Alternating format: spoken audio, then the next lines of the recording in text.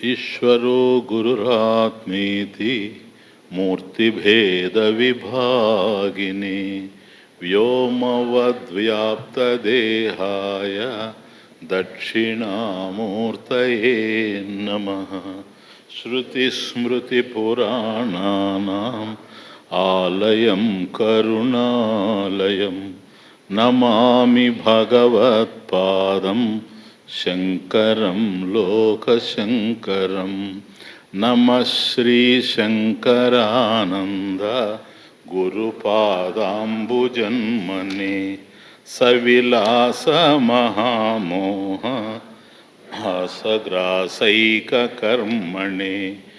ఓం సహనావవతు సహనౌ భునక్తు సహ వీర్యం కరవావహై తేజస్వినావధీతమస్తు మా విద్విషావహై.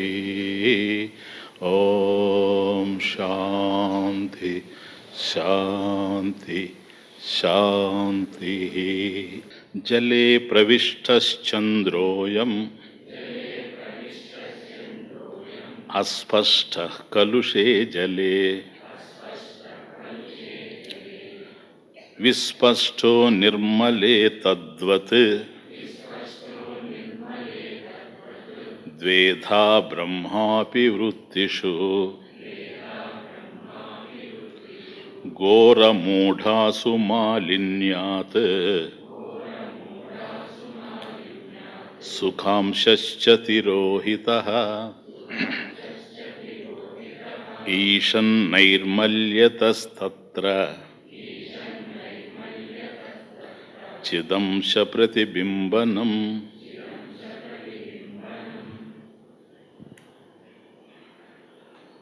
నిరవయవస్య బ్రహ్మణః అవయములే లేనిటువంటి బ్రహ్మములో స్పష్టము అస్పష్టము అనేవి ఉండడానికి అవకాశం లేదు. ఎందుకంటే నిరవయవం గనక, అద్వయం గనక, అద్వయమైనటువంటి వాటిల్లో స్పష్టము అస్పష్టం అనేది ఉండడానికి అవకాశం లేదు. అటువంటి ఒకవేళ ఏదైనా ఉంటే ఉపాధుల్లోనే ఉండాలి, వృత్తి విశేషంలోనే ఉండాలి. కాబట్టి ఏ చైతన్యం అయితే మనలో ఉందో, బ్రహ్మ చైతన్యం, ఆత్మ చైతన్యం, దాని యందు ఏ విధమైనటువంటి భేదం మనకు గోచరించే అవకాశం లేదు. ఏదున్నా ఉపాధిలోనే ఉండాలి. ఇక్కడ ఉపాధి అంటే వృత్తి విశేషం అని తెలుసుకున్నాం. కాబట్టి వృత్తులే ఉపాధులు గనక వృత్తి విశేషాలు ఏవైతే ఉన్నాయో ఉపాధులు. కాబట్టి వృత్తుల్లో భేదాలు ఉండాలే కానీ బ్రహ్మంలో, నిరవయమైనటువంటి బ్రహ్మంలో భేదాలు ఉండేందుకు అవకాశం లేదు. కాబట్టి స్పష్టమైన అస్పష్టమైన, ఇది కలుషంగా ఉంది అస్పష్టం, ఇది నిర్మలంగా ఉంది స్పష్టం అనేటువంటివి ఏ స్థాయిలో అంటే చంద్రుని యొక్క స్థాయిలో కాదు. అది జలే ప్రవిష్ట చంద్రోయం అయం చంద్ర జలే ప్రవిష్ట. చంద్రుడు ఒక్కసారి నీళ్లలో ప్రవేశించినప్పుడు ప్రతిబింబనం అస్పష్ట కలుషే జలే. క్లియర్గా పెట్టుకోండి మనసు. నెక్స్ట్ కనెక్షన్గా చెప్తున్నా. కాబట్టి ఎప్పుడైతే నీరు కల్మషంగా ఉందో, ఆ కల్మషమైనటువంటి జలంలో చంద్రుడు ప్రతిబింబించినప్పుడు అస్పష్ట. కాబట్టి చంద్రుడు కూడాను అస్పష్టంగా మనకు తెలుస్తూ ఉన్నాడు, ఎందుకంటే జలం అస్పష్టంగా ఉంది కనుక, అంతే. కాబట్టి అక్కడ అస్పష్టత అనేది దేనికి సంబంధించిందంటే జలానికి సంబంధించిందే కానీ చంద్రుడికి సంబంధించింది కాదు. ఎప్పుడైతే అస్పష్టత జలానికి సంబంధించిందో స్పష్టత కూడాను జలానికి సంబంధించింది. కాబట్టి విస్పష్టో నిర్మలే, నిర్మలే జలే విస్పష్ట ఇది. కాబట్టి జలం, నీరు ఎప్పుడైతే అస్పష్టంగా ఉందో, కలుషితంగా ఉందో, కలుషితమైనటువంటి జలంలో సూర్యుడి యొక్క ప్రతిబింబాన్ని మనం చూసినప్పుడు మనకి ఏమనిపిస్తూ ఉందంటే సూర్యుడు చాలా అస్పష్టంగా చంద్రుడు చాలా అస్పష్టంగా ఉన్నాడు అనిపిస్తూ ఉంది. వాస్తవానికి చంద్రుడిలో కాదు అస్పష్టత, జలంలో. అట్లాగే స్పష్టత నిర్మలే జలే, నిర్మలంగా నీళ్లు ఉండేటప్పుడు అక్కడ సుస్పష్టంగా విస్పష్టంగా చంద్రుడు ప్రకాశిస్తూ ఉంటే అది కేవలం జనానికి సంబంధించిందే కానీ చంద్రుడికి సంబంధించిందే కాదు. కాబట్టి ఉపాధుల్లో ఏదైతే మనకు తెలుస్తూ ఉందో, ఈ ఉపాధుల్లో తెలిసేటువంటి ప్రతిబింబం ఏదైతే ఉందో, స్పష్ట అస్పష్టాలు ఉపాధులకు సంబంధించినవే. దేర్ఫోర్ అలాగే తద్వత్ ద్వేధా బ్రహ్మాపి వృత్తిషు, బ్రహ్మ అపి, బ్రహ్మము కూడా వృత్తిషు వృత్తులలో, వృత్తిషు వృత్తులలో, బ్రహ్మాపి బ్రహ్మ అపి, బ్రహ్మము కూడా. కాబట్టి చంద్రుడు ఎట్లాగైతే నీళ్లలో ప్రతిబింబించినప్పుడు స్పష్టంగా ఉండేటువంటి నీళ్లలో చంద్రుని యొక్క ప్రతిబింబం స్పష్టంగాను, అస్పష్టంగా ఉండేటువంటి నీళ్లలో కలుష జలంలో అస్పష్టంగాను తెలుస్తూ ఉన్నాడో, అట్లాగే బ్రహ్మ అపి వృత్తిషు. కాబట్టి అక్కడ శాంత వృత్తి ఉందే, ప్రతిబింబం శాంతంగానే ఉంది. ఘోర వృత్తి ఉందే, అదే పద్ధతిలో తెలుస్తూ ఉంది. మూఢ వృత్తి ఉందే, అదే పద్ధతిలో తెలుస్తూ ఉంది. కాబట్టి ఘోర మూఢ శాంతాది వృత్తిషు, ఈ వృత్తులన్నింటిలో కూడాను బ్రహ్మ ప్రతిబింబం ఏ విధంగా ఉంది అని ఆలోచించినప్పుడు అది కూడాను ద్విధా, ఇది కూడా రెండు విధాలుగా ఉంది. ద్వేధ ద్వేధ ద్విధ భవతి ఇది. కాబట్టి ఘోర మూఢాసు మాలిన్యాత్ సుఖాంశ తిరోహిత. ఘోర మూఢాసు వృత్తిషు అంటే ఘోర వృత్తులలో మూఢ వృత్తులలో, ఘోర మూఢాసు వృత్తిషు మాలిన్యాత్ వాటిలో కాలుష్యం ఉండడం చేత, మాలిన్యం ఉండడం చేత సుఖాంశ చ తిరోహిత. కాబట్టి సదంశ చిదంశ రెండు ప్రతిఫలిస్తూ ఉండిన ఆనందాంశ ఏదైతే ఉందో, సుఖాంశ ఏదైతే ఉందో అది తిరోహిత. తిరోహిత అంటే కప్పబడింది. నన్ను ఇక్కడ కనెక్షన్కి వెరీ ఇంపార్టెంట్. ఉన్నది కప్పబడిందా, లేనిది కప్పబడింది? కప్పబడింది అంటే అయ్యా నిద్రపోతున్నాడు దుప్పటి కప్పొచ్చానంటే ఆ మనిషి ఉన్నాడని అర్థం. You see the point, very sensitive point.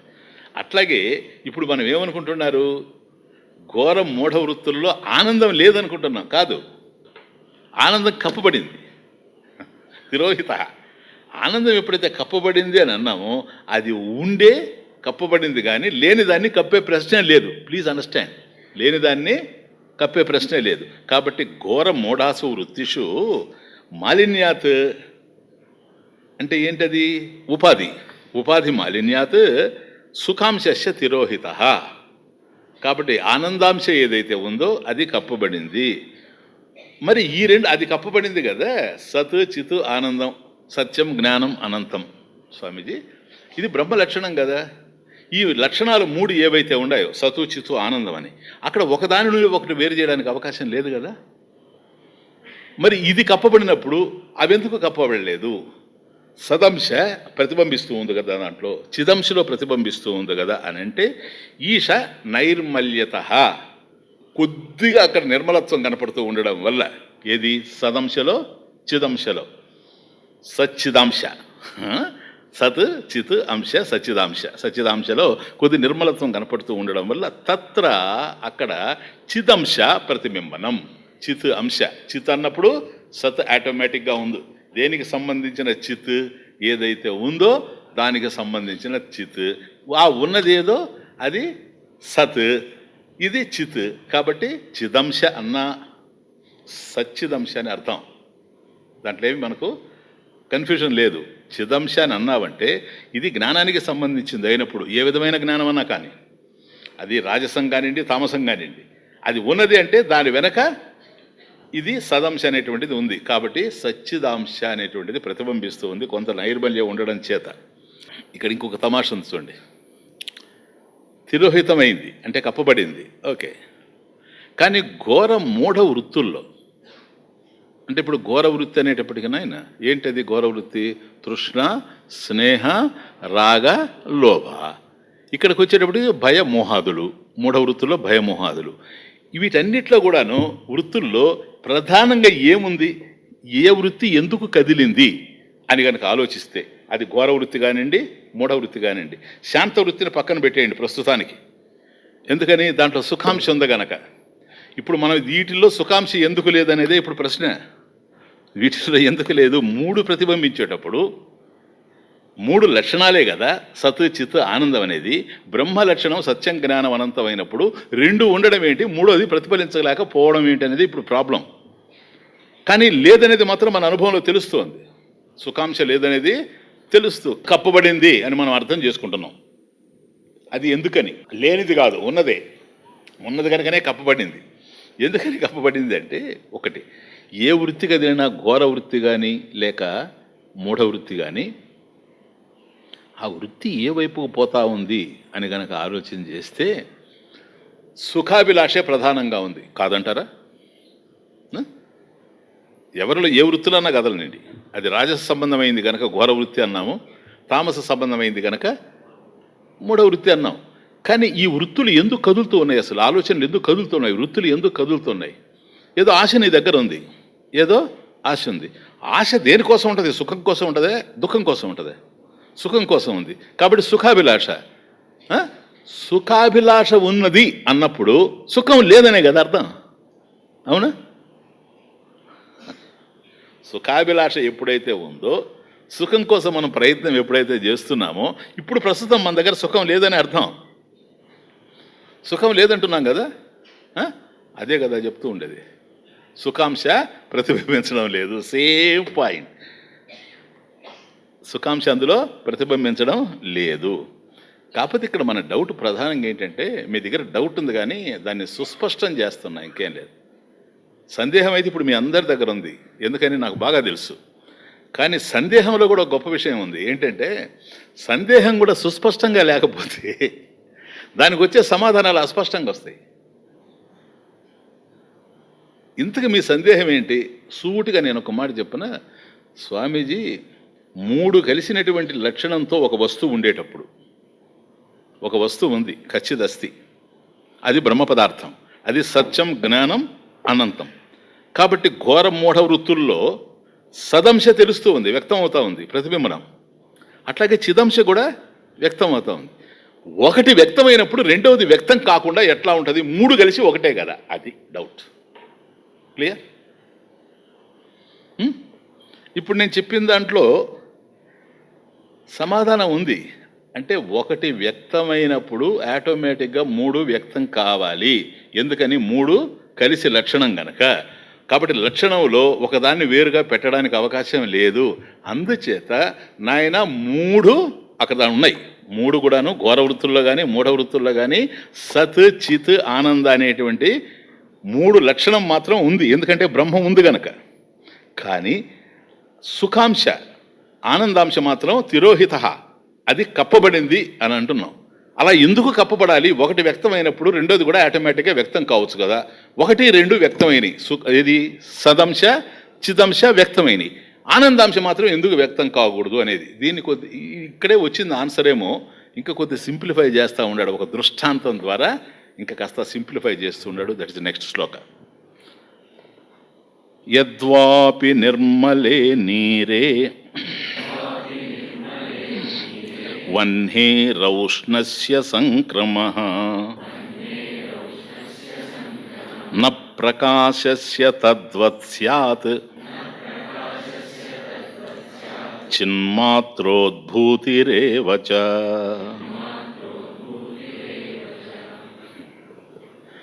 ఒకటి వ్యక్తమైందని మరొకటి వ్యక్తం కావాలి అనేది రూలా? ప్రశ్నకు ప్రశ్నే. స్వామీజీ, ఒకటి వ్యక్తమైనప్పుడు మరొకటి ఎందుకు వ్యక్తం కాదు? ఇప్పుడు మీకు బాగా క్లియర్ అవుతుంది.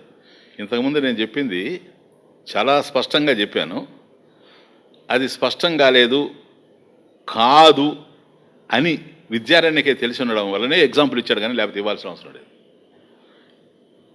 ఈ శ్లోకానికి ఎవడైనా వ్యాఖ్యాత వస్తే వ్యాఖ్యానం ఇట్లాగే చేస్తాడు. ఎందుకని? శ్లోకం ఒక పద్ధతిలో ఉన్నప్పుడు వ్యాఖ్యానకర్త ఆ పద్ధతుల్లోనే పోవాలి. ఎందుకని? వాడికి వ్యాఖ్యానం చేయడం తెలిసి ఉంటే, వ్యాఖ్యానించడం తెలిసి ఉంటే దానికి ఒక పద్ధతి ఉంది ఎట్లా వ్యాఖ్యానించాలని. కాబట్టి ఎవడు వ్యాఖ్యానకర్త వచ్చినా కూడా ఇట్లాగే వ్యాఖ్యానిస్తాడు. ఈ వ్యాఖ్యానం సరైంది, కానీ వినేవాడికి సరిగా స్పష్టంగా అర్థం కాదు. అందుకని మళ్ళీ సుఖావబోధార్థం చక్కగా అర్థం కావడం కోసంగా ఎగ్జాంపుల్ ఇది. అందువల్ల అంటున్నాడు, ఇదంతా ఎక్కడుంది స్వామీజీ, మీ ఊహ తప్ప అంటారు మీరు. యద్వాపి అంతే ఆధారం నాకు. యద్వాపి అంటే అలా కాకపోతే, అది ఇప్పుడు అర్థమైపోయిందే. యద్వాపి అలా కాకపోతే ఎలా? ఇప్పుడు చెప్పాడు చూడు, పాపం కష్టపడి సుస్పష్టంగా చెప్పాడు. ఆయన చెప్పింది కనుక నీకు అర్థం కాకపోతే, అలా కాకపోతే ఇలా అర్థం చేసుకొని అర్థం లేదు. యద్వాపి అలా కాకపోతే, ఇప్పుడు చూడండి ఎంత బ్యూటిఫుల్ ఎగ్జాంపుల్. నిర్మలే నీరే, స్వచ్ఛంగా ఉండేటువంటి నీటిలో నీరే వన్హేహే ఔష్ణస్య సంక్రమ. వన్హేహే అగ్ని యొక్క, వహ్నిహి అని ఉంది కాడ స్వామీజీ వన్హేహే అంటున్నాడని. ఎక్కడైనా సరే వహ్నిహి, వహ్ని అంటే అగ్ని, రాసేటప్పుడు వహ్నిహి అని రాయాలి, పలికేటప్పుడు వన్హిహి అని పలకాలి. హీకి నావత్తు ఇచ్చినట్టుగా రాయాలి, నీకు హావత్తు ఉన్నట్టుగా పలకాలి. అది గ్రామర్, ఇప్పుడు దాంట్లో పోదాల్చుకోవాలి. సరేనా? దేర్ఫోర్ వన్హేహే ఔష్ణస్య సంక్రమ. వన్హేహే అగ్ని యొక్క, ఔష్ణస్య ఉష్ణం వేడి ఏదైతే ఉందో ఈ వేడి సంక్రమ ప్రవేశిస్తుంది, సంక్రమిస్తుంది. ఎక్కడ? నిర్మలే నీరే.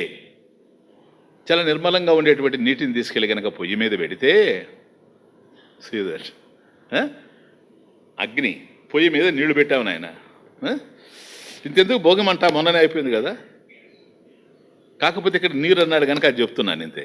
నిర్మలే నీరే, నీటిని గనక మనం పొయ్యి మీద పెడితే, అగ్ని ఉంది పొయ్యి కింద, అగ్ని ఉంది.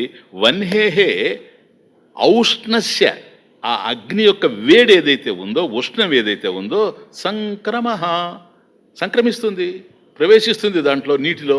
అందువల్ల నేను వేడి నీళ్లు స్నానం చేయాలి అని నువ్వు అనుకుంటావు, ఆ నీళ్లు తీసుకెళ్ళి, చల్ల నీళ్లు తీసుకెళ్ళి, స్వచ్ఛంగా ఉండేటువంటి చల్లటి నీటిని తీసుకెళ్ళి పొయ్యి మీద పెడతావు.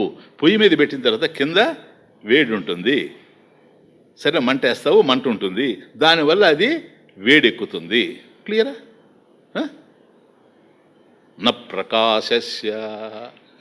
ప్రకాశస్య సంక్రమ ఇది. అంటే ఎప్పుడు కూడా నిప్పు అనేది కనుక ఉంటే వన్హి, దానికి రెండు లక్షణాలు ఉన్నాయి. ఒకటి వేడి, రెండవది వెలుతురు. ఇప్పుడు కింద మంట ఉంది, మంటలో వేడి ఉంది కదా, వేడి ఉండడం వల్లనే నీళ్లు వేడెక్కాయి. కానీ మంటను మనం చూస్తూ ఉన్నాం, రూపంలో మనకు తెలుస్తూ ఉంది, ఎట్లా? ప్రకాశవంతంగా తెలుస్తుంది. కాబట్టి అగ్నిలో వేడి ఉంది, వెలుతురు ఉంది.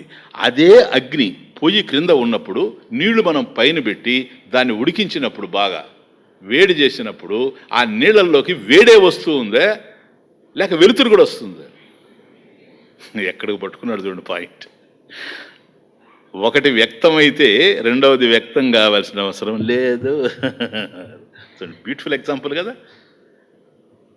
లక్షణం ఉంది. ఇప్పుడు అగ్నికి వేడి, వెలుతురు అనేటువంటి రెండు కలిపి లక్షణం.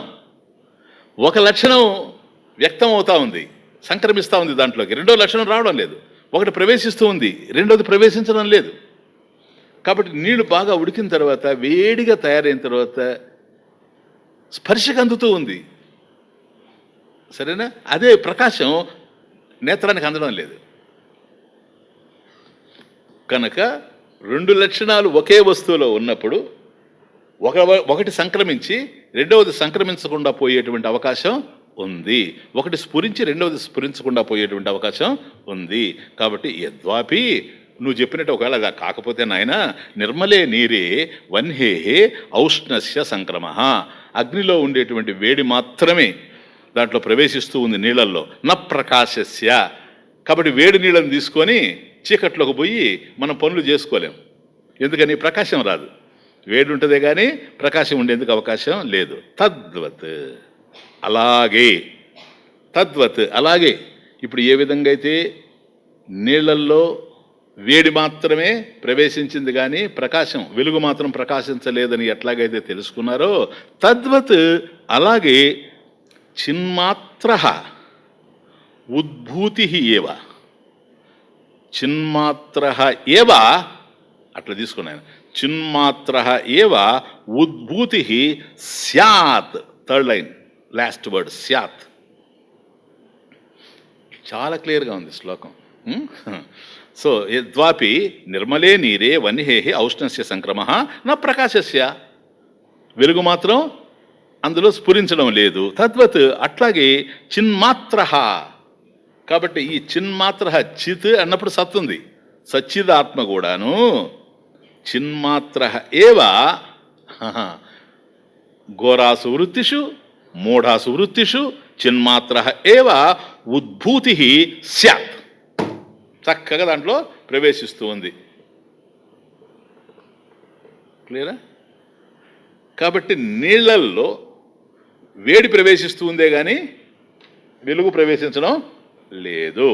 అట్లాగే ఘోర మూఢ వృత్తులలో సచ్చిదాంశ మాత్రమే ప్రతిఫలిస్తూ ఉంది కానీ సుఖాంశ ప్రతిఫలించడం లేదు. Clear now?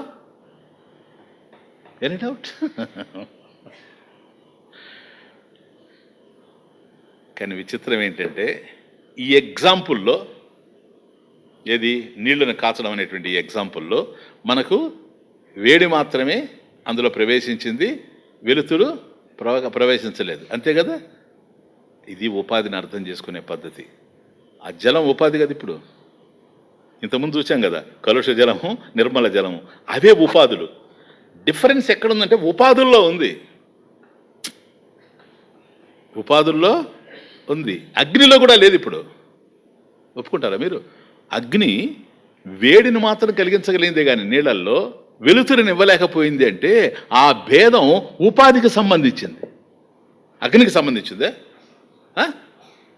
ప్లీజ్ కింద చూడబోయా బాబు, అదిగో వేడిగాను ఉంది, వెలుతురుతోనూ ఉంది. కింద మంట, మంటలో వెలుగు ఉంది, వెలుతురు ఉంది. కానీ ఎక్కడైతే సంక్రమిస్తూ ఉందో ఉపాధి, ఆ ఉపాధి కేవలం దీన్ని మాత్రమే. కండక్టర్ ఆఫ్ హీట్ కదా వాటర్, అందువల్ల వాటర్ చక్కగా వేడిని పట్టుకుంటుంది, ఇచ్చేస్తుంది. కానీ వెలుగుని ఇవ్వలేకపోతా ఉంది. అంతే కదా? Next come on. కాష్టేతు ఔష్ణ్య ప్రకాశౌ ద్వౌ. క్లియరా?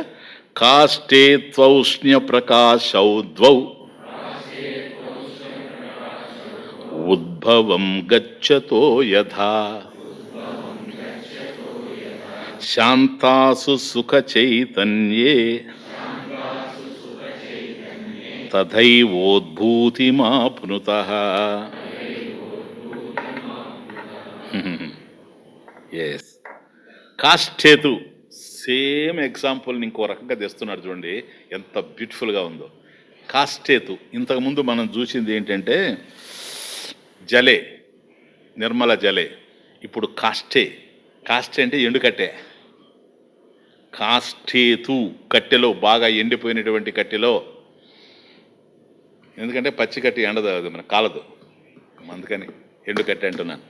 కాష్టేతు ఔష్ణ్య ప్రకాశౌ, ఔష్ణ్యం ప్రకాశ, రెండు ద్వౌ. కాబట్టి ఔష్ణ్యం అంటే ఇక్కడ వేడి, ఉష్ణం, ప్రకాశ వెలుతురు. వేడి వెలుతురు ఈ రెండు కూడాను ద్వౌ, ఈ రెండు ఉద్భవం గచ్చతః. ద్వౌ ఈ రెండు కూడాను ఉద్భవం గచ్చతః. అది ఉష్ణ ప్రకాశాలు అంటే వేడి వెలుతురు రెండు కూడాను సంక్రమిస్తూ ఉన్నాయి కాలే కట్టెలో. కాలిన జలములో వేడి మాత్రమే సంక్రమించింది, వెలుతురు సంక్రమించలేదు. కానీ కాలుతున్నటువంటి కట్టెలో వేడి వెలుతురు ఏం లేనైనా కిందనే. ఇప్పుడు పైన పాత్రలో చూసినప్పుడు నీళ్లు ఉన్నాయి, నీళ్లు వేడిగా ఉన్నాయి, కానీ వెలుగు లేదు. కిందకు వస్తే కట్టె కాలుతా ఉంది. అదే ఎగ్జాంపుల్, తమాషా, బ్యూటిఫుల్. కట్టె కాలుతా ఉంది, దానికి దగ్గరగా పో, వేడి ఉందా లేదా, వెలుగు నీకు కనపడతా ఉందా లేదా, వెలుతురు మంట లేస్తూ ఉంది కదా, రెండూ ఉన్నాయి. Reflecting medium of reflection. అది ఎప్పుడైతే నీకు నీళ్లు ఎంతవరకు దాన్ని ప్రతిఫలింపజేస్తూ ఉన్నాయంటే, దాంట్లో ఉండేటువంటి దాన్ని స్ఫురింపజేస్తూ ఉన్నాయంటే, నీళ్లు కేవలం వేడిని మాత్రమే సంక్రమింపజేసుకుంటా ఉంది, వెలుతురుని సంక్రమింపజేసుకోలేకపోతా ఉంది. కట్టి దగ్గరకు వచ్చినప్పుడు వెలుతురు వేడి రెండు కూడా దాంట్లో స్ఫురిస్తూ ఉన్నాయి. కాష్టేతు ఔష్ణ్య ప్రకాశౌ ద్వౌ, ఆ రెండు ద్వౌ ఉద్భవం గచ్చత.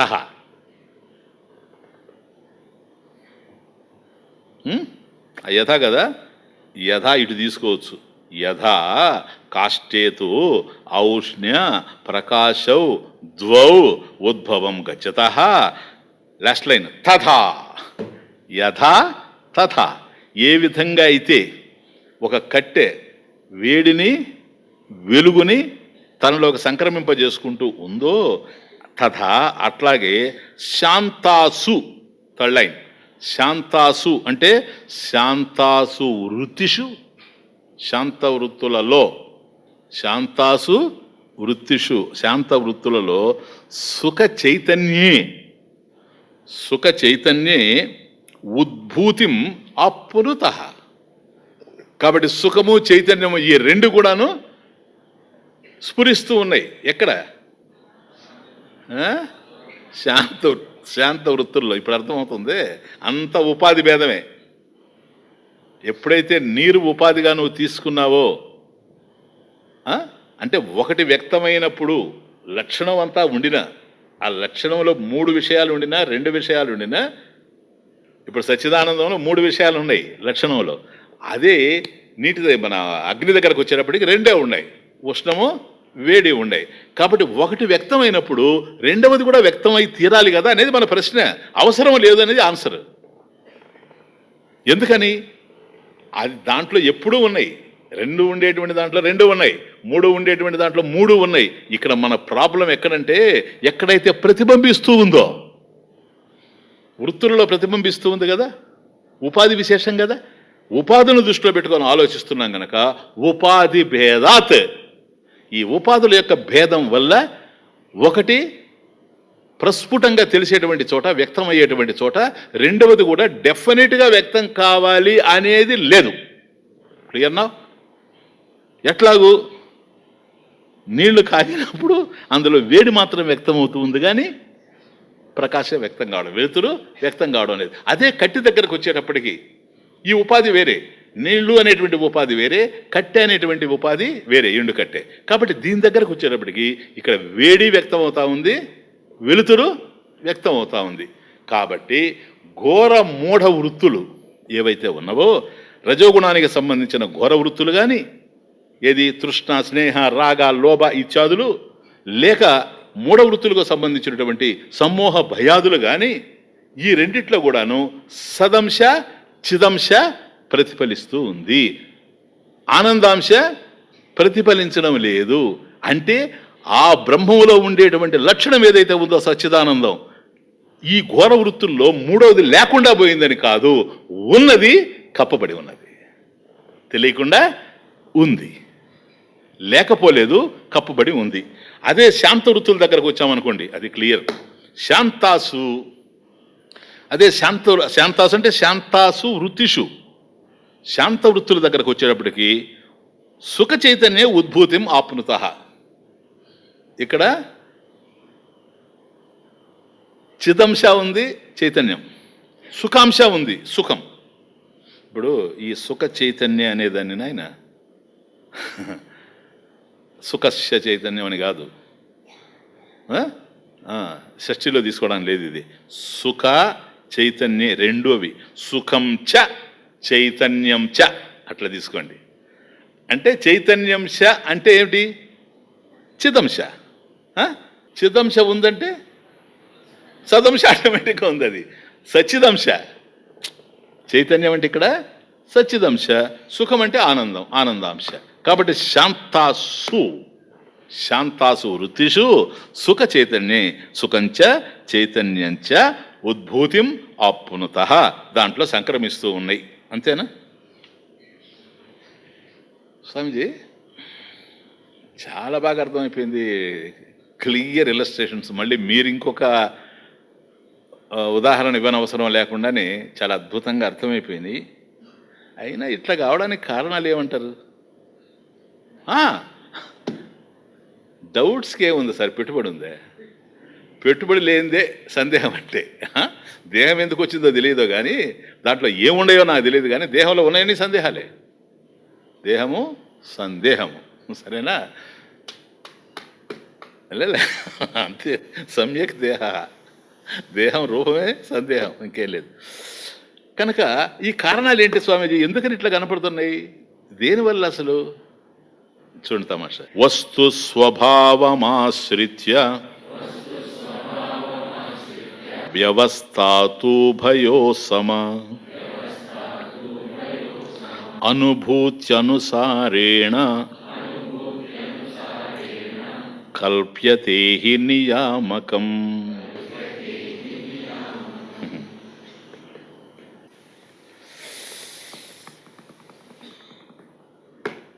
ఇప్పుడు ఇచ్చినటువంటి రెండు ఎగ్జాంపుల్స్ ఏవైతే ఉన్నావో వీటిల్లో ప్రతిబింబం వరకు రెండిటికి సమానమే. అది ఒక తమాషా. వస్తు స్వభావం ఆశ్రిత్య. వస్తు స్వభావం అంటే ఏంటి?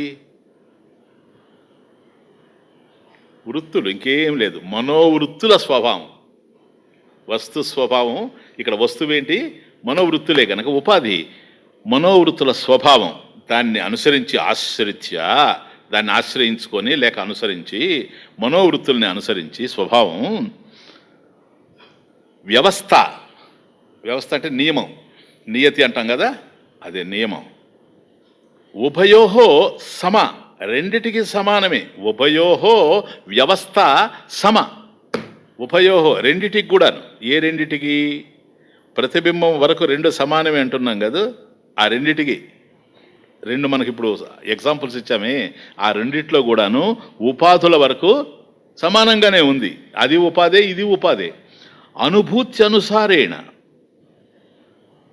సుఖ చైతన్యయోహో. నాయన సుఖ చైతన్యయోహో, సుఖ చైతన్య అన్నాడు కదా ఇంతకుముందు. పోనీ ఆ సుఖ చైతన్యాల రెండిట్లో కూడాను వస్తు స్వభావం ఏదైతే ఉందో దాన్ని ఆశ్రయించుకొని నియమం అని మనకు వ్యవస్థ నియమం సమానంగా తెలుస్తూ ఉంది. అంటే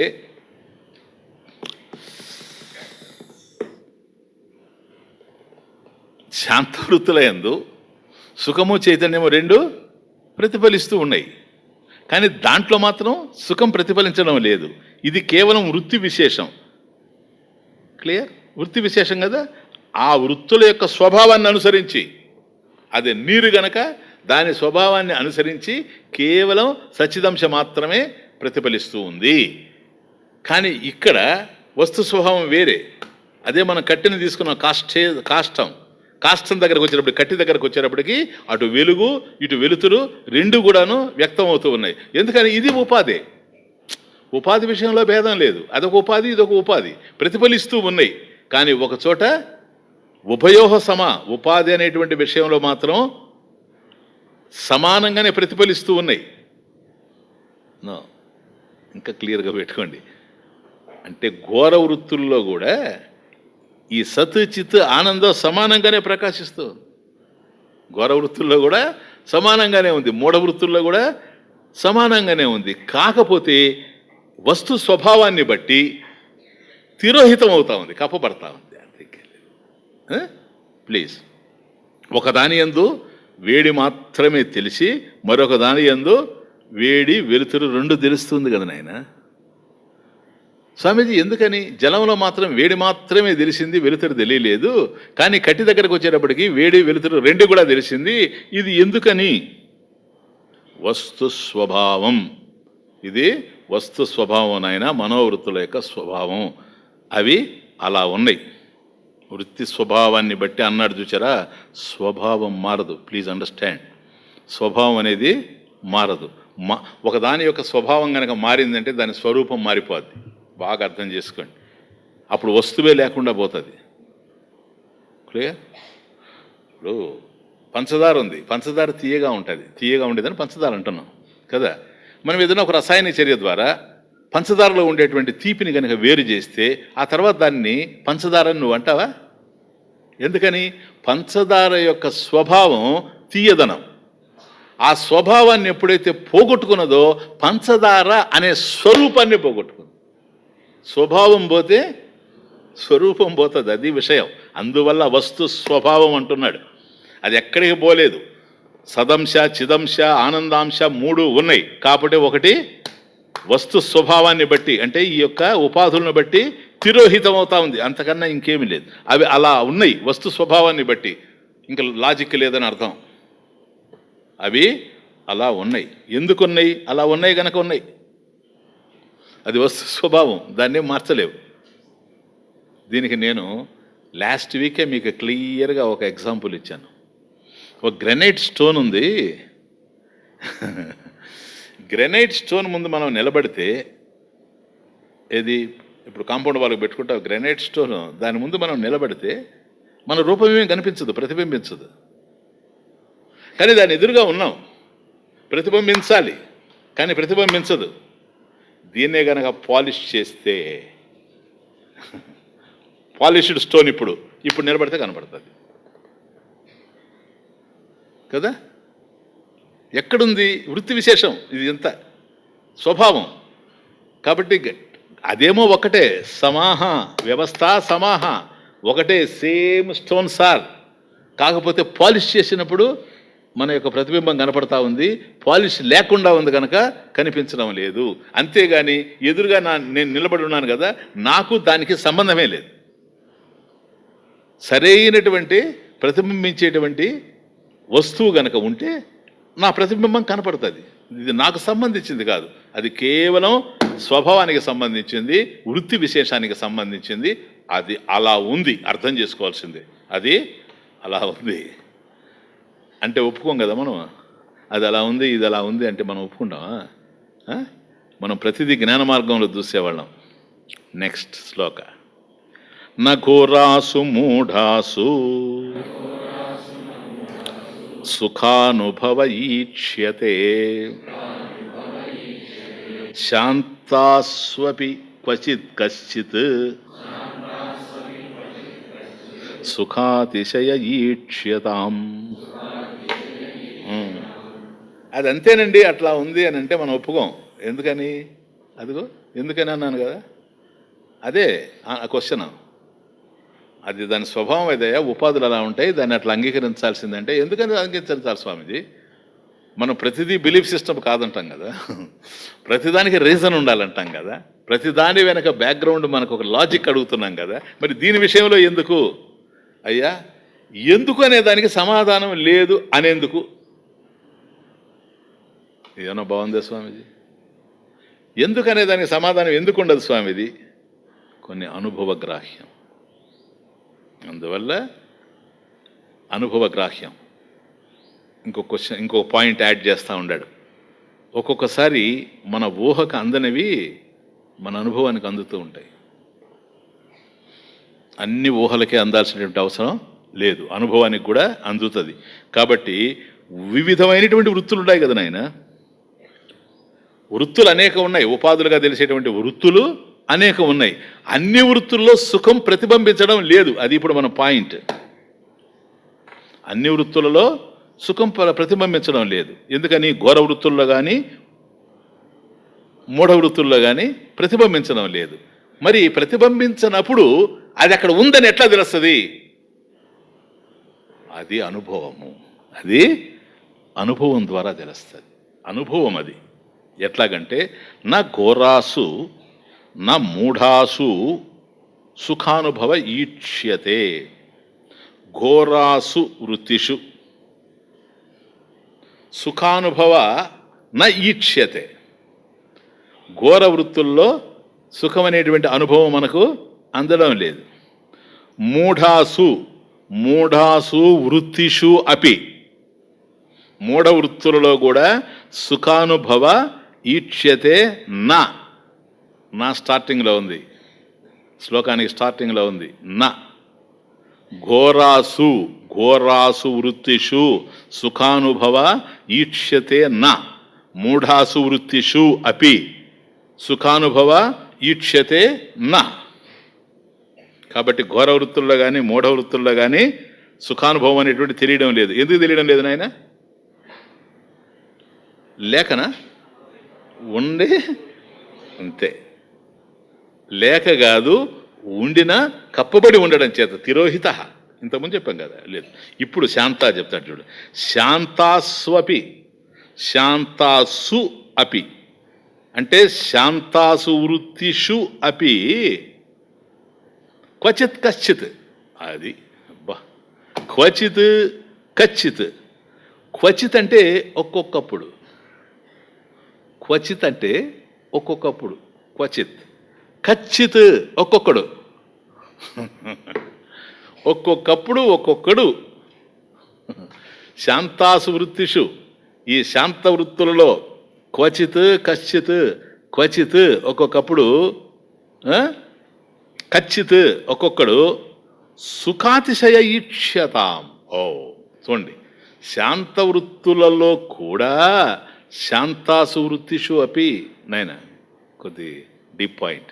శాంత వృత్తుల్లో కూడా, శాంత వృత్తులన్నింటిలో సుఖం ఉంది కదా, దీంట్లో మీకు తేడా లేదు కదా. ఈ శాంత వృత్తులలో కూడా శాంతాసు అపి కూడా, శాంతాసు అపి ఈ శాంత వృత్తులలో కూడా క్వచిత్ ఒక్కొక్కప్పుడు, కశ్చిత్ ఒక్కొక్కడు, సుఖాతిశయ ఈక్షతాం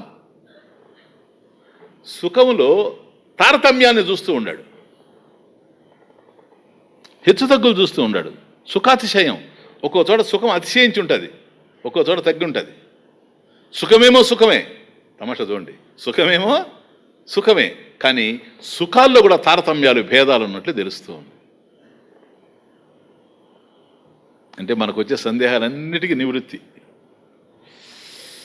ఎట్లా స్వామీజీ? నేను ఓ బెల్లపు ముక్క తీసుకొని, నాయన చిన్నది బెల్లపు ముక్క, బెల్లం నోట్లో వేసుకుంటే ఎట్లా ఉంటుంది? తీయగా ఉంటుంది కదా, సంతోషమే కదా అది. పూర్వపు రోజుల్లో అట్లాగే ఉండేవాళ్ళు. కొద్ది బెల్లం ముక్క నోట్లో వేసుకుని పక్కన పెట్టుకోపోయి వాళ్ళన్నా అవసరమైతే అది నోట్లో వేసుకునేవాళ్ళు.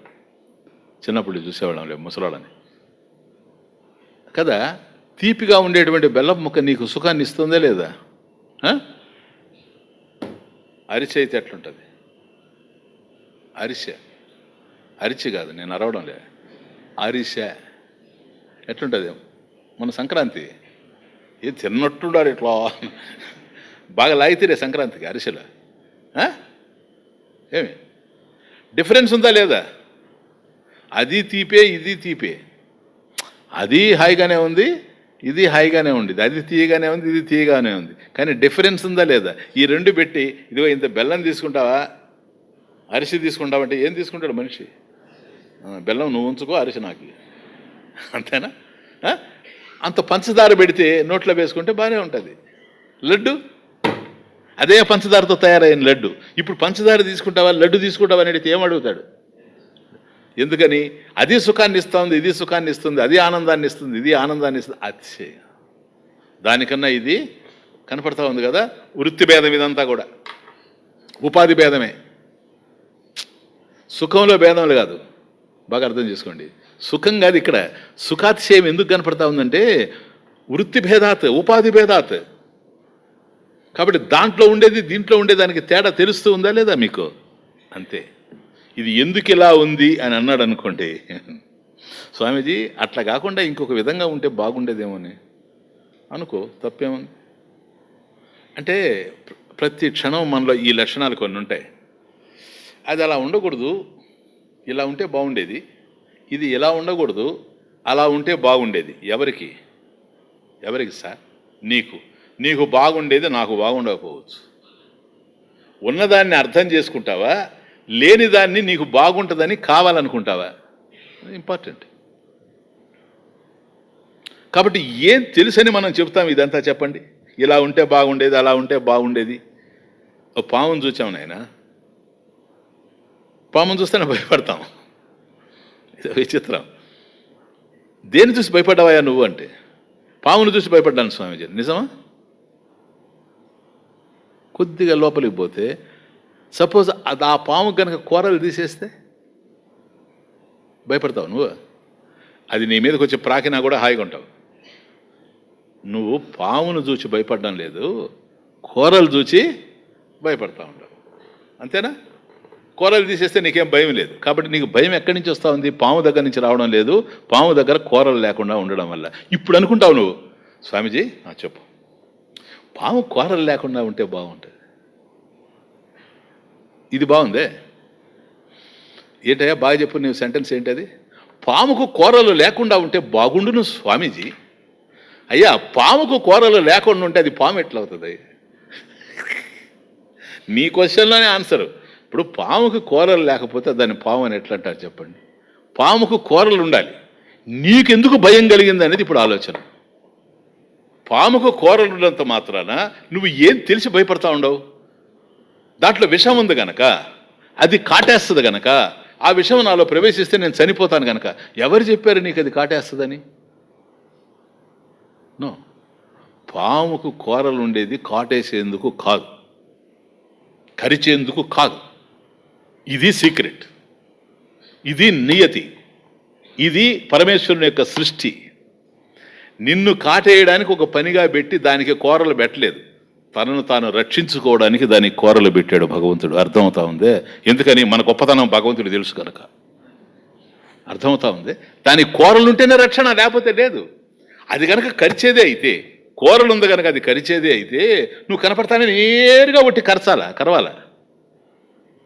కానీ దాని దగ్గరకు పో, ఎప్పుడైనా పాము బుస కొడుతుంది, కానీ బుస కొట్టి వెనక్కి వస్తుంటుంది. చూడండి, పాము సైకాలజీ చెప్తున్నా. పాము దగ్గరకు మనం పోతే అది అని మళ్ళీ బ్యాక్ వస్తూ ఉంటుంది. ఎందుకంటే నేను చూసి భయపడతా ఉంది. నా కూరలోనే కదా ఉండేది, నీకు ఒళ్ళంతా ఉంది కదా, నన్ను చూసే నువ్వు భయపడితే నిన్ను చూసి నేను ఎంత భయపడాలా అని వెనక్కి వస్తూ ఉంది అది. చూడండి, మీరు ఎక్కడైనా చూడండి, అని ఇట్లా వస్తుంది పాము. కాబట్టి తనను తాను రక్షించుకునేందుకే. పామును చూచినప్పుడు నేను ఎంతగైతే భయపడతానో, నన్ను చూస్తే 4 రెట్లు ఎక్కువగా భయపడుతుంది పాము. వీడి చేతులు నేను తప్పించుకొని పోలేను. అందుకని అది యమయాతన పడతా ఉంటుంది, బుస కొడుతుంది, అది కొడుతుంది. నువ్వు వెళ్ళిపో, అది దాని పాటికి అది పోద్ది. అర్థమవుతుంది? కాబట్టి పాముకి దాన్ని అది రక్షించుకోవడానికి భగవంతుడు పెట్టాడే కానీ, ఈ విషయం కనుక నీకు అర్థమైంది అనుకో, నీకు భయం లేదు. ఎందుకని? నీ దారి నీది, దాని దారి దాంది. నన్ను స్నేక్ సైకాలజీ ఇదే. ఇప్పుడు దాని మీద సంస్థలు కూడా వచ్చుండే కదా, పాములు చంపబాకండి, ఒకవేళ మీ ఇంట్లో పాము ఉంటే మమ్మల్ని పిలవండి అని. ఎందుకని? మేము పెద్ద పాములు కనుక దాన్ని పట్టుకొని పోదామని. ఎందుకంటే వాళ్ళకి తెలుసు. సరేనా? పామే భయంకరమైతే కాళీయుడి మీదకి ఎందుకు పోయాడు స్వామి? అంతకన్నా పాము ఉంది ఎక్కడన్నా? లేలే. నువ్వు భయంతో దాన్ని చూసి నువ్వు భయపడుతూ ఉన్నావు, అది ఎక్కడ నిన్ను కరుస్తుందని కాదు. ఎందుకంటే ఒక చోట ఇట్లాగే ఉపన్యాసం చెప్తూ ఒక సాధువు బ్రహ్మాండంగా ఉపన్యాసం చెప్తూ ఉన్నట్ట. ఆ దగ్గరలోనే ఒక పుట్ట ఉంది, ఆ పుట్టలో పాము ఉంది. అది కూడా వింటా ఉంది అక్కడి నుంచి. ఈయన ఉపన్యాసం చెప్తూ ఉన్నాడు, అహింసా పరమో ధర్మ, హింసాం న కుర్యాత్. ఎట్టి పరిస్థితిలో హింస చేయకూడదు మనిషి అహింసతోనే ఉండాలి, non violence, that is important అని ఎక్స్ప్లెయిన్ చేస్తూ ఉన్నాడు. చాలాసేపు అనేకమైనటువంటి విచిత్రమైన ఉపమానాలతో ఆయన చెప్పి అందరినీ రంజింపజేశాడు. అందరూ లేచి వెళ్ళారు. ఆ సాధువు పోతూ ఉన్నాడు తన దారిని. ఆయన ఎక్కడి నుంచో వస్తూ ఉన్నాడు, ఈ గ్రామానికి వచ్చాడు, ఎవరో అడిగారు, చెప్పాడు, తన దారిని తాను పోతూ ఉన్నాడు. ఆ పుట్టలో ఉండేటువంటి పాము మెల్లగా అనుసరించింది ఆయన్ని. కొద్ది దూరం పోయిన తర్వాత స్వామి తిరిగి చూచాడు, భయపడలే. ఆయనకి తెలుసు, ఆయనకి స్నేక్ సైకాలజీ తెలుసు. ఏమి, ఎందుకు నాకు కూడా వస్తున్నావేని? స్వామి నేను ఆ పుట్టలో ఉన్నాను, మీరు ఉపన్యాసం చెప్పేటప్పుడు మీరు చెప్పిందంతా నేను విన్నాను. అవును, నువ్వు ఆ పుట్టలో ఉన్నావు నాకు తెలుసు. చూడండి ఆయన సర్వజ్ఞత్వం. ఇప్పుడు ఏంటి అంటాను, లేదు స్వామి మీ ఉపన్యాసాల వల్ల చాలా మార్పు వస్తుంది, సరేనా? లేకపోతే అంతమంది అంత నిశ్శబ్దంగా వింటుండారంటే ఎంత మార్పు వస్తుంది. ఎందుకు చెప్తున్నానంటే స్వామి, నేను పావునై ఉంటే కూడాను నాలో మార్పు వచ్చింది. ఇక మీదట మన వల్ల ఎవరికి బాధ కలగకూడదు, మనం ఎవరిని కలవకూడదు అనే నిర్ణయానికి వచ్చాను. నేను సాధువుగా, సాధు సర్పం చూడండి, సాధు సర్పంగా నేను జీవించాలనుకుంటూ ఉన్నా, మీ ఆశీస్సులు అడుగుతున్నానని పడగ కిందకు ఉంచింది. అప్పుడు స్వామి ఆశీస్సులు ఇచ్చి అట్లాగే ఉండు, అస్తు తథాస్తు అట్లాగే ఉంటూ కానీ అని చెప్పి పంపించాడు. సరే వెళ్ళిపోయాడు ఆయన. ఇది వచ్చేసింది. అక్కడి నుంచి ఇంక ఎవరి విషయానికి కూడా పోవడం లేదు. కొంతకాలం ఒక 2-3 నెలలు అయిన తర్వాత మళ్ళీ వచ్చాడు ఆయన. పోయి చూసుకొని మళ్ళీ వచ్చి పోతూ ఇది ఒక మంచి గ్రామం కనుక చక్కగా వినేటువంటి జిజ్ఞాసులు ఉన్నారు ఇక్కడ అని ఈ వైపుకి వచ్చాడు. వచ్చేటప్పటికి ఆ పుట్ట మీద నుంచే రావాల్సి వచ్చింది, ఆ పుట్ట దగ్గర నుంచే. ఆ పుట్ట మీద దగ్గర ఇది ఉంది. ఎంత ఉందంటే చిక్కి శల్యమై బలహీనంగా నీరసంగా అట్లా పడుంది. ఒక 20 రోజులు జ్వరం వచ్చి అన్నం లేకుండా ఉండేవాడు ఎట్లుంటాడో మనిషి, ఆ విధంగా అది పడుంది. ఇంతకుముందు చూచినప్పుడు మాత్రం బాగా స్ట్రాంగ్గా నిగనిగలాడుతూ ఉండింది. ఇప్పుడు అంతా వాడిపోయి అది కళాహీనమైపోయి చిక్కి శల్యమై కనపడింది. అప్పుడు చూచాడు, ఆ పామే ఈ పాము ఎందుకు ఇట్లా ఉంది అని అడిగాడు. ఏంటిది, ఎందుకు ఇట్లా అయింది, నీకెందుకు ఈ పరిస్థితి వచ్చింది? అయ్యా నువ్వు ఆ రోజు ఉపన్యాసం చెప్పావు, నీ ఉపన్యాసం బ్రహ్మాండంగా ఉందని నేనే నీతో చెప్పాను. అది ఎంత బ్రహ్మాండమో ఇప్పుడు నాకు తెలిసి వచ్చింది అనుభవంలో. ఏంటని? ఏముంది మహానుభావ, ఆ రోజుల్లో బ్రహ్మాండంగా ఉన్నాను, అందువల్ల ఆనందంగా ఉన్నాను, మెరిసిపోతూ కనపడ్డాను, శక్తివంతంగా ఉన్నాను. నువ్వు చెప్పిన ఉపన్యాసం విని ఇంకా ఎవరిని హింసించకూడదని అక్కడి నుంచి నేను సాధువులాగా తయారైపోయేటప్పటికి ప్రతి ఒక్కరు నన్ను రాళ్లతో కొట్టడమేనా, చిన్నపిల్లలు కూడా వచ్చి తోక పట్టుకోవడం, ఇలా ఇలా ఇలా ఇలా తిప్పి వేయడం. ఒకవైపు వాళ్ళు పెట్టేటువంటి బాధ, ఇంకొక వైపు లోపల అభిమానం. చూడు నన్ను చూస్తే భయపడి పరిగెత్తేటువంటి వాళ్ళు ఈ విధంగా నన్ను హింసిస్తున్నారే అని లోపల నేను నలిగి నలిగి నలిగి నీ ఉపన్యాసం నీకు మాటిచ్చాను గనక నేను ఎవరిని హింసించనని, కాబట్టి నేను హింసించకుండా ఉన్నాను. ఆ హింస యొక్క ఫలితం ఈ విధంగా కనిపించిందని. అప్పుడు అన్నాడు, ఓ పిచ్చిదానా,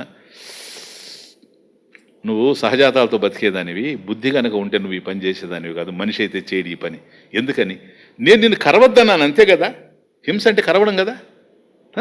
ఎవరిని కరవద్దు, అది హింస లేకుండా ఉండడం అంటే. అహింస అంటే ఏంటి? ఎవరిని కరవకుండా ఉండడం.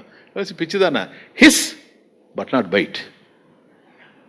నువ్వు బుసగొట్టే, నిన్ను బుసగొట్టద్దు అని నేను చెప్పానా? నువ్వు బుసగొట్టద్దు అని చెప్పానా? కరవడం హింస, బుసగొట్టడం హింస కాదు. నువ్వు బుసగొట్టే ఉంటే నీలో అహింస ఉంటుంది, వాళ్ళు నిన్ను బాధించేటువంటి వాళ్ళు కాదు. ఇవన్నీ ధర్మ సూక్ష్మాలు, కాస్త జాగ్రత్తగా అర్థం చేసుకోవాల్సినటువంటివి. కాబట్టి ఈ ప్రపంచంలో అది ఇక్కడ శాంతాస్వపు క్వచిత్ కచ్చిత్, ఇది ఇంపార్టెంట్. ఏది ఎందుకుందో మనకు తెలియదు కానీ తెలుసుకోవాల్సినటువంటి అవసరం మాత్రం ఉంది. జ్ఞానాన్ని పొందడం వేరు నాయన, జ్ఞానాన్ని పొందడం వేరు, జ్ఞానంతో జీవించడం వేరు. Very very important. జ్ఞానాన్ని పొందడం వేరు, జ్ఞానంతో జీవించడం వేరు. నీకు అహింసా వ్రతాన్నే మనం అవలంబించాలనుకున్నావే కానీ జ్ఞానంతో బ్రతకడం నీకు తెలియలేదు. ఇదంతా చూస్తే ఈ ప్రపంచంలో ఏది ఎందుకు నడుస్తూ ఉందో, దానికి కూరలు లేకుండా పాము ఉండాలంటే ఉండలేదు. ఒక రోజా, అందమైంది రోజా పువ్వు, దానికి ముళ్ళు లేకుండా ఉండాలంటే కుదరదు. అవి అలా ఉంటాయి. ఎందుకున్నాయి? అవి ఎందుకున్నాయో అలా ఉన్నాయి. అందరికీ అన్నీ తెలుసా ఈ ప్రపంచంలో. కానీ నీతితో, నియమంతో నడిచేటువంటి ఈ ప్రపంచంలో ఏది జరిగినా జరగవలసింది జరుగుతుందే కానీ జరగకూడనిది జరిగే అవకాశం లేదు. ఇప్పుడు ఇట్లా చూచామనుకుంటే ఒక్కసారి ఈ యూనివర్స్, ప్రతిదానికి నీకు లాజిక్ ఇవ్వాలంటే అట్లని మూఢ విశ్వాసాలని మనం అంగీకరించాం. కానీ కొన్నిటికి అందదు, కొన్ని అందే అవకాశం లేదు. కాబట్టి ఇంత విశ్వాన్ని నువ్వు లాజికల్గా నన్ను ఎక్స్ప్లెయిన్ చేయమంటే ఇంకా సైన్స్కి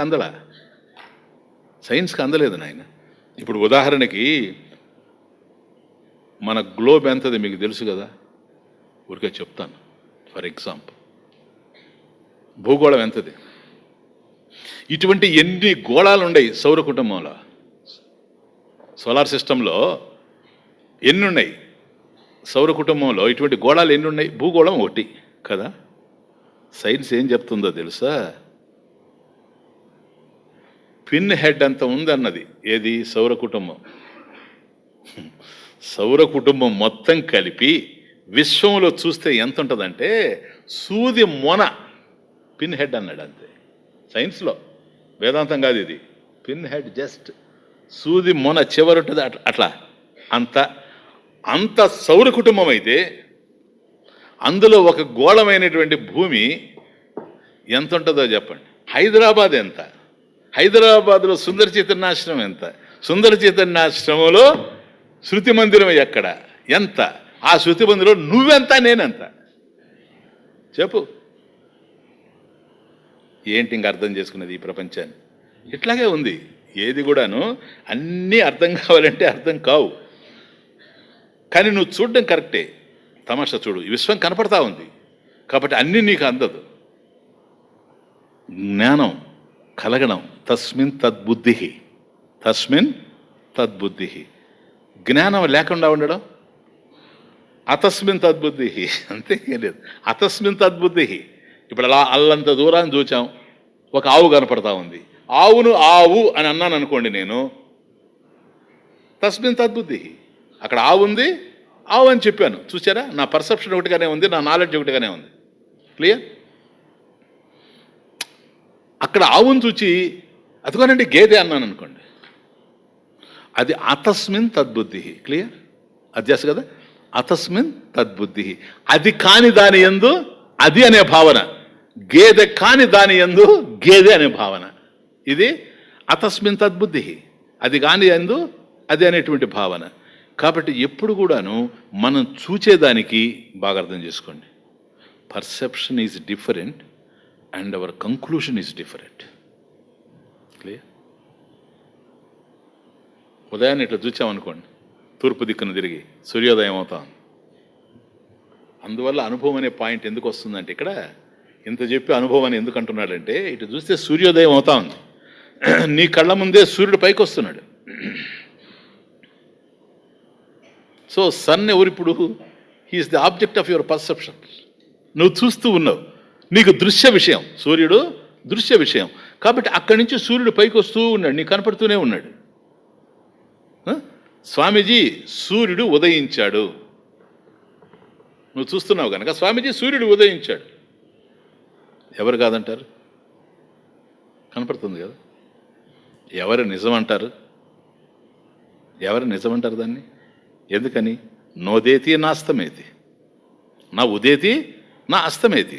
సూర్యుడు ఉదయించేవాడు కాదు, అస్తమించేవాడు కాదు. దీన్ని కావాలంటే నీకు చెప్పడానికి చాలా చెప్పచ్చు, కూర్చోబెట్టి నిన్ను కన్విన్స్ చేయొచ్చు. కానీ నువ్వు చూచినప్పుడు నీకు ఏదైతే కనపడతా ఉందో, సూర్యోదయాన్ని చూచి సూర్యుడు ఉదయించాడు, ఎందుకంటే అంతకుముందు లేడు గనక ఇప్పుడు కనపడుతూ ఉంటే ఉదయించాడని నువ్వు చెప్పినప్పుడు సన్ రైజెస్.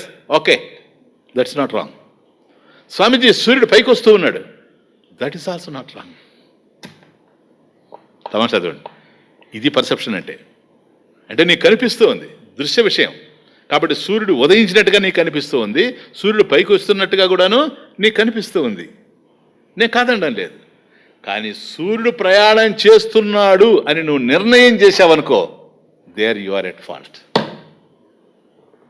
సూర్యుడు ఉదయించాడు, ఓకే, పర్సెప్షన్. ఇప్పుడు అర్థమవుతుంది పర్సెప్షన్ కంక్లూషన్కి. కాబట్టి ఒక విషయం తెలియడం వేరు, దాన్ని జ్ఞానపూరితంగా అర్థం చేసుకోవడం వేరు.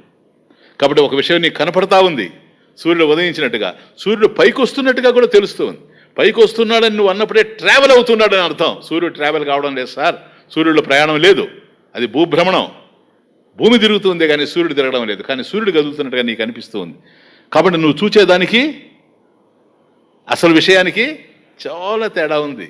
ఇప్పుడు ఆకాశాన్ని చూసినప్పుడు బ్లూ స్కై అంటున్నావు నువ్వు.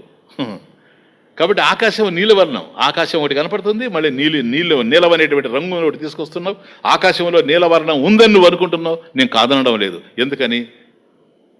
You are perceiving it, it is your perception. నేను కాదనడం లేదు, నువ్వు చూసేదాన్ని నేను కాదనడం లేదు. నువ్వు దాన్ని కంక్లూడ్ చేశావనుకో, ఎస్ ఆకాశం అనేటువంటి దాంట్లో నీలివర్ణం ఉంది. ఎవడో తీసుకెళ్ళి బ్లూ తీసుకెళ్ళి దానికి అంతా పెయింట్ చేశాడని కనుక నువ్వు అంటే నేను I find fault with you. No, your perception is right, your conclusion is wrong. ఏదైనా అంతే. ఇప్పుడు సూర్యుని చూచావు నాయన, ఇప్పుడు నువ్వు సూర్యుని చూస్తే సూర్యుడు ఉన్నాడు కదా, ఇది ఒకటి చూడండి తమాషా వస్తుంది, నైస్ ఐడియా. సూర్యుడు ఉన్నాడు, నువ్వు చూచావు, సూర్యుడు కనపడుతున్నాడు కదా, నువ్వు చూచే సూర్యుడు ఉన్నాడా లేదా? ఇప్పుడు ఏముంది అక్కడ పెద్ద విషయం, బ్రహ్మసూత్రాలా? నువ్వు చూచే సూర్యుడు ఆకాశంలో ఉన్నాడా లేడా? ఉన్న సూర్యుడినే నువ్వు చూస్తున్నావా? కదా, ఉన్న సూర్యుడే నువ్వు చూచే లేనండి. ఏదైనా ఇప్పుడు నువ్వు చూచే సూర్యుడు ఆకాశంలో ఉన్నాడా లేదని అడుగుతున్నా, చెప్పండి. ఉన్నాడు. ఉన్న సూర్యుడినైనా నువ్వు చూస్తుండేది కాదు. అది తమాషా. అంటే 8 నిమిషాల 32 సెకండ్లకి క్రితం ఉన్నాడే సూర్యుడు, అతన్ని నువ్వు చూస్తుండేది. ఇప్పుడు నువ్వు ఒప్పుకోనంటే నేను తప్పుకుంటా, సైంటిస్ట్ వచ్చి నీ దేత ఒప్పిస్తాడు. కాబట్టి ఇప్పుడు మనకు సూర్యుని నేను చూస్తున్నాను, ఇప్పుడు మనం వేరు. ఇప్పుడు నువ్వు నా ఎదురుగా ఉన్నావు, నేను నీ ఎదురుగా ఉన్నా, నువ్వు నన్ను చూస్తున్నావు, నేను నిన్ను చూస్తున్నా. కానీ సూర్యుడి దగ్గరకు వచ్చేటప్పటికి సూర్యుడు నేను చూస్తున్నానంటే దట్ ఈస్ యువర్ పర్సెప్షన్. తప్పులేదు, సూర్యుడు నువ్వు చూస్తున్నావు. వాస్తవం ఏమిటి, జ్ఞానం ఏమిటి అని ఆలోచించినప్పుడు 8 నిమిషాల 32 సెకండ్లకు పూర్వం ఉన్న సూర్యుడిని నువ్వు చూచేది. మరి ఇప్పుడే సూర్యుడు స్వామీజీ నీకు కనపడడం లేదు. ఎప్పుడు కనిపిస్తాడు? మళ్ళీ 8 నిమిషాల 32 సెకండ్ల తర్వాత కనిపిస్తాడు నీకు. అంటే సూర్యుడు దగ్గర వెలుతురుంది, లైట్ ఉంది, ఆ లైట్ ట్రావెల్ చేస్తూ ఉంది. నీ దగ్గరకు వస్తేనే తెలిసే, చీకట్లో మనిషి కనపడ్డు, ఆ లైట్ ట్రావెల్ చేస్తూ ఉంది. సూర్యుడి దగ్గర ఉండేటువంటి కాంతి నీ దగ్గరికి ప్రయాణం చేసి వస్తూ ఉంది. కాంతి ప్రయాణం, లైట్ ట్రావెలింగ్. ఈ కాంతి ప్రయాణంలో 1 సెకండ్కి 186,000 మైళ్ళ స్పీడ్లో కాంతి వస్తూ ఉంది. సూర్యుడి దగ్గర నుంచి బయలుదేరినటువంటి ఈ క్షణాన సూర్యుడి దగ్గర నుంచి లైట్ స్టార్ట్ అయింది. ఇది 1 సెకండ్కి 186,000 మైళ్ళ స్పీడ్తో, నాట్ కిలోమీటర్లు, మైళ్ళు నేను చెప్పేది, సరేనా? అది వస్తూ ఉంటే ట్రావెల్ చేసి నీ దగ్గరకు వచ్చేటప్పటికి, సూర్యుడి దగ్గర నుంచి నీ దగ్గరకు వచ్చేటప్పటికి ఎంత అవుద్ది? 8 నిమిషాల 32 సెకండ్లు. ఎంత దూరంలో ఉన్నాడో చూసుకో సూర్యుడు. అది నీకు అందేది. ఇప్పుడు ఎట్లున్నాడు సూర్యుడు తెలియదు నీకు. ఒకవేళ సూర్యుడే కనుక లేకుండా పోయి ఉంటే కూడాను, ఊరికే ఊహించండి. నీకు అలా లేడు అని ఎప్పుడు తెలుస్తుందంటే 8 నిమిషాల తర్వాత. అప్పుడు కూడా తెలియదులే, ఎందుకంటే లైట్ ఉండదు కనుక. కాబట్టి గతంలో 8 నిమిషాల 32 సెకండ్ల క్రితం ఉన్నటువంటి సూర్యుడిని ఇప్పుడు నువ్వు చూస్తున్నావు. కానీ నువ్వు అనేది ఏంటంటే నేను ఇప్పుడు సూర్యుడిని చూస్తున్నాను. ఇప్పుడు నా ఎదురుగా ఉన్న సూర్యుడిని నేను చూస్తున్నాను, నువ్వు నీ ఎదురుగా ఉన్న సూర్యుడిని చూడడం లేదు సార్. క్లియరా? Scientific analysis clear. కాబట్టి 8 నిమిషాల 32 సెకండ్ల క్రితం ఏ సూర్యుడైతే ఉన్నాడో ఆయన్ని నువ్వు చూస్తున్నది. ఇదే మనకు అర్థం కావడం లేదు సార్. దీన్ని తయారు చేసిన వాడు ఏం అర్థం అవుతాడు? ఇట్లా ఉంది చూచారా? ఇది సృష్టి, ఇది సృష్టి. కాబట్టి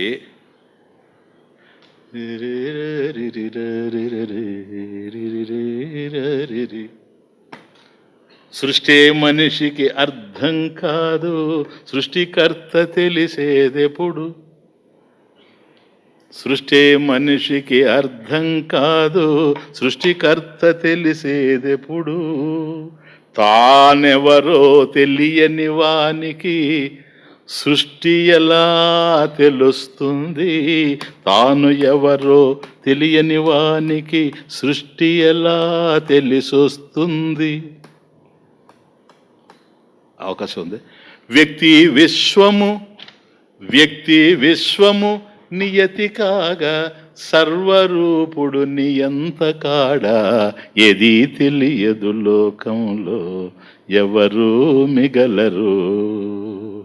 ఉండేదెవరో పోయేదెప్పుడో ఏది తెలియదు లోకంలో ఎవరు మిగలరు. సపోజ్ ఒక వ్యక్తి 10 minutes తర్వాత చచ్చిపోతాడని నాకు తెలిసిపోయింది అనుకోండి, ఇప్పుడు అతను నా దృష్టిలో ఉన్నాడా లేనాడా? తెలిసిపోయింది. ఇంకా 10 minutesలో పడిపోతాడు, ఇలా పట్టుకొని పడిపోతాడు, మనం ఎత్తేటప్పుడు చచ్చిపోతాడు అని నాకు అర్థమైపోయింది అనుకోండి భవిష్యత్తు. ఇప్పుడు అతను ఉంటాడు, అందరికీ అతను ఉన్నవాడు, నాకేమో అతను లేనివాడు. అన్నీ ఇట్లాగే ఉన్నాయి ఈ ప్రపంచాల. That's a point. అందుకని ఏది కూడా జ్ఞానపూరితంగా అర్థం కావాలి, అంతవరకు ఓకే బాగానే ఉంది. కానీ ఈ మధ్యలో మన ఊహలకు అందనటువంటి సత్యాలు ఉన్నాయి. వాటిని సాధ్యమైనంత వరకు అర్థం చేసుకోవాలి, లేదా అనుభవానికి అందేటప్పుడు అంగీకరించాలి, తప్పదు. ఓకే. అయితే ఇంకొకటి చిన్నది, అది కూడా క్లారిఫై చేస్తే మంచిది. స్వామీజీ ఘోర వృత్తుల్లో మూఢ వృత్తుల్లో ఎట్లా లేదో చెప్పారు మీరు, బాగుంది. ఏది? సుఖాంశ. సుఖాంశ ఏ విధంగా లేదో చెప్పారు, బాగా అర్థమవుతుంది. కానీ ఇలా లేకపోవడానికి కారణం ఏంటి అసలు? ఎందుకని ఆ మూఢ వృత్తులు, ఆ ఘోర వృత్తులు సుఖాన్ని ప్రతిఫలింపలేక చేసుకుపోవడానికి కారణం ఏంటి? ఇంకేమన్నా ఎట్లా వస్తూ ఉంది ఇది సుఖాంశ దూరమైపోవడానికి అనే ప్రశ్న పడితే కూడాను ఆన్సర్ నెక్స్ట్. గృహక్షేత్రాది విషయే యథా కామో భవేత్ తథా రాజసస్య కామస్య ఘోరత్వాత్ తత్ర నో సుఖం. గృహ ఇళ్ళు, క్షేత్ర భూమి, గృహ క్షేత్రాది విషయే, గృహక్షేత్రాది విషయేషు అంటే ఇల్లు భూమి. భూమి అంటే భూమి, తర్వాత ఇల్లు వస్తుంది, ఇల్లు భూమి మీదనే ఉంటుంది, అది వేరే విషయం. ఈ తమాషాలే. గృహక్షేత్రాది విషయేషు యథా కామః భవేత్, యథా కామః భవేత్. కాబట్టి కోరిక ఏ విధంగా అయితే ఉంటుందో, అంటే గృహం విషయంలో కానీ భూమి విషయంలో కానీ కోరిక కలిగినప్పుడు ఎట్లా ఉంటుందని అర్థం. అర్థం కాల?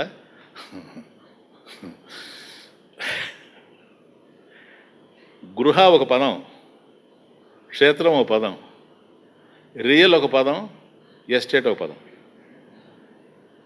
ఇదంతా రియల్ ఎస్టేట్ బిజినెస్ సార్. ఈ శ్లోకం అంతగా నవ్వుతున్నాను, ఇంకే లేదు.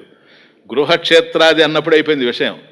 గృహక్షేత్రాది విషయే, రియల్ ఎస్టేట్ విషయంలో గృహక్షేత్రాది విషయే యథా కామః భవేత్, కోరిక కలిగితే ఎట్లా ఉంటుందో, యథా కామః భవేత్ గృహక్షేత్రాది విషయేషు యథా కామః భవేత్ తథా అట్లాగే, భవేత్ తథా, తథా అట్లాగే, రాజసస్య కామస్య, రాజసస్య అస్య కామస్య, 3 words అవి. రాజసస్య రజోగుణ ప్రధానమైనటువంటి, రాజసస్య రజోగుణ ప్రధానమైనటువంటి, అస్య కామస్య, అస్య ఈ కామస్య కోరిక ఏదైతే ఉందో కామం, అస్య కామస్య ఈ కామం, రాజసస్య అస్య ఈ కామస్య కామము ఘోరత్వాత్, ఘోరస్వరూపం ఒకటి వలన. అంటే రజోగుణం కదా నాయన, రజోగుణం అంటే ఘోరమే, ఘోరవృత్తి. ఘోరవృత్తి కావడం చేత తత్ర అక్కడ సుఖం నో, నో సుఖం, నో ఇంగ్లీషే నా, దెర్ ఇస్ నో సుఖం. అది ఒక మాటలో చెప్పాలంటే నో సుఖం, no real happiness. There is no real happiness in real estate is the sentence. బాగుంది. దేర్ ఈస్ నో అంటే మన హ్యాపీనెస్ లేదంటే బలవడవే నువ్వు చేస్తే తెలుస్తుంది నీకు అంటారు. అందువల్ల అట్లాగా ఉన్నా there is no real happiness, ఒక్కటి అడ్జెక్టివ్ వేసేస్తే there is no real happiness in real estate. Okay అంటుంటారు మనతో వచ్చి, నాతో కూడా చెప్తారు, స్వామీజీ కొత్త వెంచర్, స్వామి కొత్త వెంచర్. తమాషా కొద్ది బ్లెస్ చేయండి నాయన. నన్ను వచ్చి అడిగారు అని అంటే నా మీద ఎంత భక్తి ఉంటే అడుగుతారు. వాడు ఎక్కడ ఇప్పుడు గండిమైసం దగ్గర పోయి అడగదు స్వామిని, నన్నే వచ్చి అడిగారంటే గండి మైసమ్మ కంటే కూడా దండిగా నా మీద ప్రేమ ఉండడం వల్లనే, భక్తి ఉండడం వల్లనే, నమ్మకం ఉండడం వల్ల వచ్చి ఉంటారు. మరి ఆ విధంగా వచ్చి నన్ను అడిగినప్పుడు వాళ్ళని ఆశీర్వదించాల్సినటువంటి బాధ్యత నాకుందా లేదా, శక్తి ఉందో లేదో వేరే విషయం. ఏమిటి ఆశీర్వదించడం? వాళ్ళ దృష్టిలో ఆశీర్వచనం, నా దృష్టిలో ప్రార్థన. భగవాన్ వాళ్ళు వచ్చి నన్ను అడుగుతున్నారు, వాళ్ళని చల్లగా చూడు అని భగవంతుని ప్రార్థించడం అనేది నేను ఏదైతే చేస్తున్నానో ఇది ఎటువంటి కర్మ? ఇది అలౌకిక కర్మ. ఇది నీ విషయంలో ఆశీర్వాదం అవుతుంది, అంతకన్నా ఇంకేం లేదు. కాబట్టి స్వామీజీ ఒక కొత్త వెంచర్ స్టార్ట్ చేశాను, స్వామీజీ మీ ఆశీస్సులు కావాలి. నేను నవ్వుకుంటా, ఎందుకంటే కొత్త వెంచర్ అంటున్నాడు.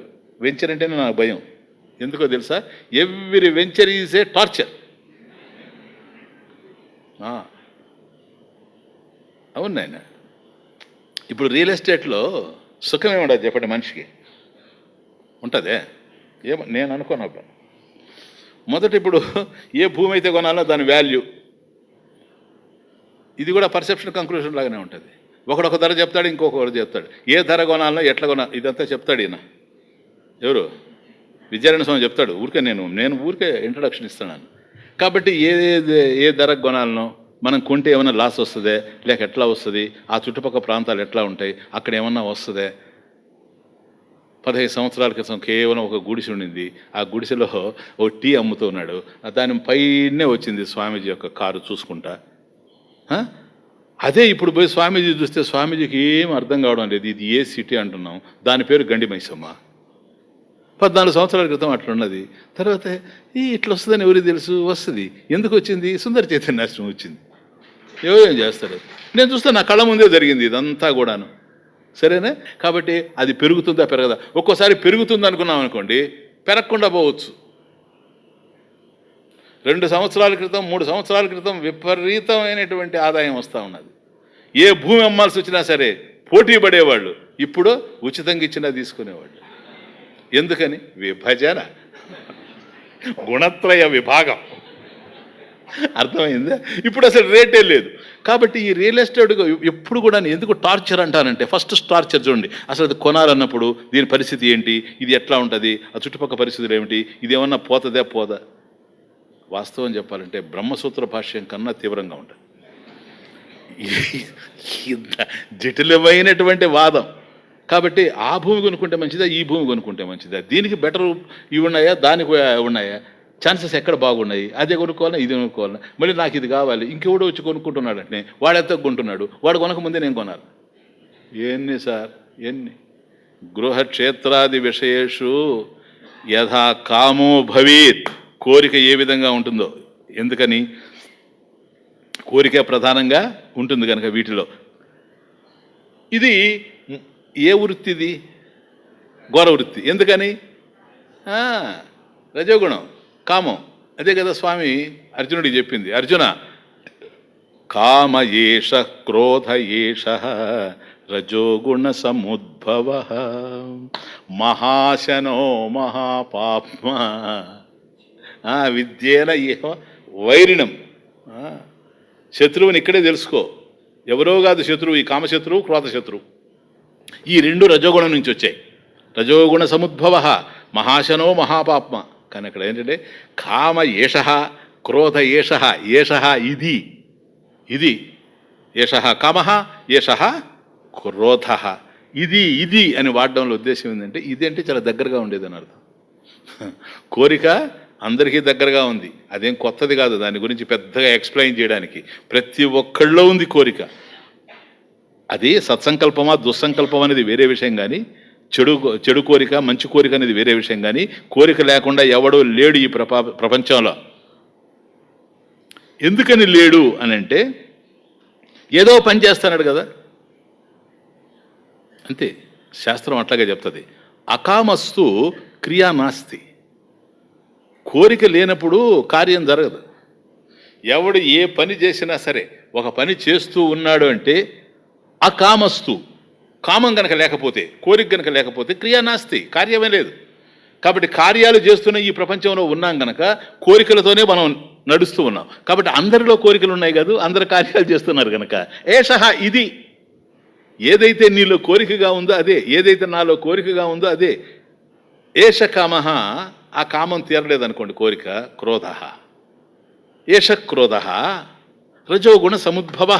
ఇది రజోగుణం నుంచే పుట్టుకొచ్చింది, చాలా దగ్గరలో ఉంది, మన దగ్గర ఉంది ఇది. అందుకని విద్యేనం ఇహ వైరిణం, విద్ధి ఏనం, ఏనం దీనిని, ఏనం ఈ కామాన్ని, ఈ క్రోధాన్ని, విద్ధి తెలుసుకో ఏమని, ఏనం దీనిని తెలుసుకో ఏమని, ఇహ ఇక్కడే ఈ ప్రపంచంలో. ఎందుకని ఇహ ఈ ప్రపంచంలో వైరిణం, నీకు ఇంతకు మించినటువంటి శత్రువు లేనే. అది ఘోర వృత్తి అంటే, అందుకని ఘోర అన్నాడు దాన్ని. అంత శత్రువు, భయంకరమైనటువంటి శత్రువు. ఇప్పుడు ఒక శత్రువు ఉన్నాడు అనుకోండి, మనకు ఒక ప్రబలమైన భయంకరమైన శత్రువు, వాడు ఎక్కడో ఉన్నాడు ఒక ఊర్లో, పక్క ఊర్లో. సపోజ్ వాడు మన ఊరికే వచ్చాడని తెలిస్తే ఎట్లుంటుంది? ముందే వాడి పేరు తెలుసుకుంటే నిద్రపట్టదు. వాడు మన ఊరికే వచ్చాడంటే ఇంకెట్లుంటుంది? ఊరికే కాదండి, మన వీధిలో వచ్చి చేరాడట. వీధిలో అయినా పర్వాలేదు, ఏ వీధి అని అడుగుతాం. అట్లా కాదండి, మనం ఏ ఇంట్లో అయితే అద్దెకున్నామో ఆ ఇంట్లోనే రెండో పోర్షన్లో చేరాడని తెలిస్తే ఎట్లా ఉంటుంది? అంతవరకు పర్వాలేదు. వాడు లోపలే వచ్చి చేరాడని చేసి మనసులో అది ఇది ఇహ. కాబట్టి ఎక్కడో లేడు, ఇహ నీ దగ్గరే ఉండాడు, ఇక్కడే ఉండాడు, ఎక్కడో కాదు ఉండేది. అందుకని మహాశన తృప్తి లేదు, మహాశన తృప్తి లేదు, మహాపాప్మ చాలా పాపభూయిష్టమైంది, తృప్తి లేదు. అందుకని అగ్నితో పోల్చారు కామాన్ని. అగ్ని ఎందుకు అన్నారో తెలుసా? కామానలం, అనలం అంటే, అనలం అంటే నిప్పు. ఎట్లా వచ్చింది అనలం అనే పేరు అంటే, అలం అనేదే పేరు, అలం అనేది వర్డ్, అలం అంటే చాలు, ఎనఫ్ చాలు. అనలం చాలు అనేది లేదు. కాబట్టి అగ్ని వద్దనుకోండి, ఇప్పుడు భోగిమంట మనం వేసాం కదా, ఎన్ని కట్టెలైనా నువ్వు వేస్తూ ఉండు, అది కాల్స్తూనే ఉంటుందే, మసి చేస్తూనే ఉంటుందే, బుడిదిగా మార్చేస్తూ ఉంటుందే. లేకపోతే ఒక దశలో ఎందుకయ్యా 3 రోజుల నుంచి వేస్తున్నావు చాలే అంటదే. అలం న విద్యతే ఇది, అలం చాలు అనేది న విద్యతే యస్య. దేనికైతే తెలియదో అలం అనేది తెలియదు కనుక అది అనలం, నిప్పు. అటువంటిది ఇది మహాశన. కాబట్టి ఎంత వేసినా కూడాను కామానికి తృప్తి అనేటువంటిది లేనే లేదు. కాబట్టి యథా కామ, ఈ కామం ఏ విధంగా అయితే ఉంటుందో సార్, అట్లాగే తదా రాజసస్య అస్య కామస్య, రజోగుణ సంబంధమైనటువంటి ఈ కామం ఏదైతే ఉందో ఇది ఘోరత్వాత్, ఘోర వృత్తి గనక తత్ర అక్కడ నో సుఖం, సుఖం మాత్రం అక్కడ లేదు. తత్ర అచ్చట సుఖం, సుఖము నా లేదు, లేనే లేదు. అది కాబట్టి గృహక్షేత్రాది విషయం ఇది ఇంపార్టెంట్. కాబట్టి ఈ గృహము ఇది శాశ్వతమైంది, క్షేత్రము శాశ్వతమైంది, ఈ భూములన్నీ శాశ్వతంగా నిలుస్తాయి, ఈ ఇళ్ళన్నీ కూడా శాశ్వతంగా నిలుస్తాయి అని అనుకొని వాటి మీద కోరిక పెంచుకొని యథా కామః. కాబట్టి వీటిల్లో కోరికల్ని పెంచుకొని ఎట్లాగైతే అల్లాడుతూ ఉంటాడో అవేమో పోతూ ఉంటాయి, వస్తువులేవి స్థిరంగా నిలవు. ఆగమాపాయన అనిత్యాహ, అవి వస్తూనే ఉంటాయి, పోతూనే ఉంటాయి. అది తమాషా. యమునా నది తీరంలో కూర్చొని పెద్ద ప్రవాహం, వరద ప్రవాహం వచ్చేసింది, యమున ప్రవహిస్తూ ఉంది. ప్రవహిస్తూ ఉంటే ఒకడు ఆలోచన చేశాడు, ఇదే రైట్ టైం. ఎందుకని ఉన్న పళంగా వచ్చేసింది కనుక, వరద ఉధృతి అదే వర్షాకాలంలో సీజన్లో వచ్చిందంటే వేరుగా ఉంటుంది. అట్లా కాకుండా ఉన్న పళంగా వస్తూ ఉందంటే ఎక్కడో పైన కురుస్తూ ఉంది, అక్కడి నుంచి వచ్చేస్తూ ఉంది వరద ఏ కారణం చేతనైనా అని చెప్పేసి వీడు వెళ్ళి, ఎవరు వెళ్ళాలి, వీడు వెళ్ళి యమునా తీరంలో కూర్చొని ఏవేవో కొట్టుకొని వస్తున్నాయి, వీడికి ఈత బాగా తెలుసు, మధ్య మధ్యలో వెళ్ళి ఒక్కొక్కటి తెచ్చిపెట్టుకుంటూ ఉన్నాడు. ఒక బిందె కొట్టుకొని పోతా ఉంది, వీడు పోయి ఆ బిందె తెచ్చి పెట్టుకుంటాడు. ఇట్లా ఒక్కొక్క వస్తువు దొరుకుతూ ఉంటాయి. ఎందుకంటే సడన్గా వచ్చింది కనుక ఎక్కడెక్కడో ఏవేవో కొట్టుకొని వస్తూ ఉన్నాయి, ప్రవాహ రూపంలో ఉంది. ఒక దశలో ఒక పెద్ద మూట పోతా ఉంది. ఇప్పుడు వీడు అనుకుంటాడు, ఇది ఎవరో ఇంట్లో పెట్టేశారు, అది కొట్టుకొని వస్తూ ఉంది, మూట దొరికింది, కాబట్టి ఇవన్నీ ఒక్కొక్కటి తెచ్చి పెట్టుకుంటున్నాను నేను, ఒక పెద్ద మూట దొరుకుతూ ఉంది కదా, ఇంతకన్నా మనకేం కావాలి అని ఈదుకుంటూ వెళ్ళి దాన్ని గట్టిగా పట్టుకున్నాడు. వీడు పట్టుకునే లోపల అది పట్టుకుంది వీడిని. అప్పుడు అర్థమవుతా ఉంది, ఇదేదో ఒక నల్లటి కంబడిలో మూట జుట్టేసి ఉండారు అనుకున్నాడే కానీ అది ఎలుగుబంటు అనేటువంటి ఆ అభిప్రాయం వాడికి లేనే లేదు. ఇప్పుడు అది పట్టుకున్నది. ఇవి గృహక్షేత్రాది విషయేషు విషయాలు ఏవైనా అవి పోయే దారిలో అవి పోతున్నాయి, కానీ నిన్ను బాధించే పరిస్థితులు ఏవీ లేవు. Please understand. అది ప్రవాహ రూపంలో ఉంది. ఆగమాపాయిన వస్తువున్నాయి, పోతూ ఉన్నాయి. నిన్ను బాధించే స్థితిలో లేదు. ఎప్పుడు అది నిన్ను బాధించిందో తెలుసా? నువ్వు పోయి పట్టుకుంటే. ఈ గృహం నాకు ఆనందాన్ని ఇస్తుంది, ఈ క్షేత్రం నాకు ఆనందాన్ని ఇస్తుంది, ఈ రియల్ ఎస్టేట్ నాకు ఆనందాన్ని ఇస్తుంది. నేను చెప్తున్నది ఏంటంటే, నేను అబ్జర్వ్ చేసినంత వరకు సుఖపడ్డానికి రియల్ ఎస్టేట్ చేయి, అన్రియల్ ఎస్టేట్ చేయి, నాకు అనవసరం. కానీ సుఖమే లేకుండా దాంట్లో పోవడం అనేటువంటిది క్వశ్చన్ మార్క్. ఇప్పుడు చూసేవాళ్ళని చూస్తే మనం ఆ ధనం మీద ఉండేటువంటి వ్యామోహంతో సమయానికి భోజనం లేకుండా, సమయానికి నిద్ర లేకుండా, నిరంతరం కూడాను ఎప్పుడు కూర్చొని దాని గురించి చర్చ. భార్య ఏమండి అంటే కూడా ఏమండి, ఎప్పుడు ఏమండి పో. ఇంక ఎవరి కోసం సార్ ఈ రియల్ ఎస్టేట్? రియల్ లైఫ్ పోతా ఉంది ఇక్కడ, బాగా అర్థం చేసుకోండి. కాబట్టి ఆ ప్రవాహంలో, యమునా ప్రవాహంలో కొట్టుకుపోతా ఉంది. వాస్తవంగా నీకు సుఖాన్ని ఇచ్చేటువంటి యాదవపతి యమునా తీరంలోనే ఉండడు, ఆయన మీద పోడాలి. సత్యమైనటువంటి వాడి మీద పోవడం లేదు బుద్ధి. అసత్యంగా ఆగమాపాయన అనిత్యాహ, అనిత్యమై ఏవైతే కొట్టుకుపోతున్నాయో వీటి మీదకే బుద్ధి పరిగెత్తా ఉంది సార్, ఇంకేం లేదు. కాబట్టి అనిత్యాలన్నింటినీ చేరవేసుకోవడానికి ప్రయత్నం చేస్తూ ఉండాడే కానీ మనిషి నిత్యమైనటువంటిది మాత్రం సుఖం లేకుండా పోతా ఉంది. జీవితాంతం ఇంతే. పోయేటప్పుడు ఇప్పుడు బతికినంత కాలం లేనిది చచ్చేటప్పుడు వస్తుందంటారా? ఏమో. కబీర్ దాస్ అదే అంటాడు, జబ్ తుమ్ ఆయే జగ్ మే,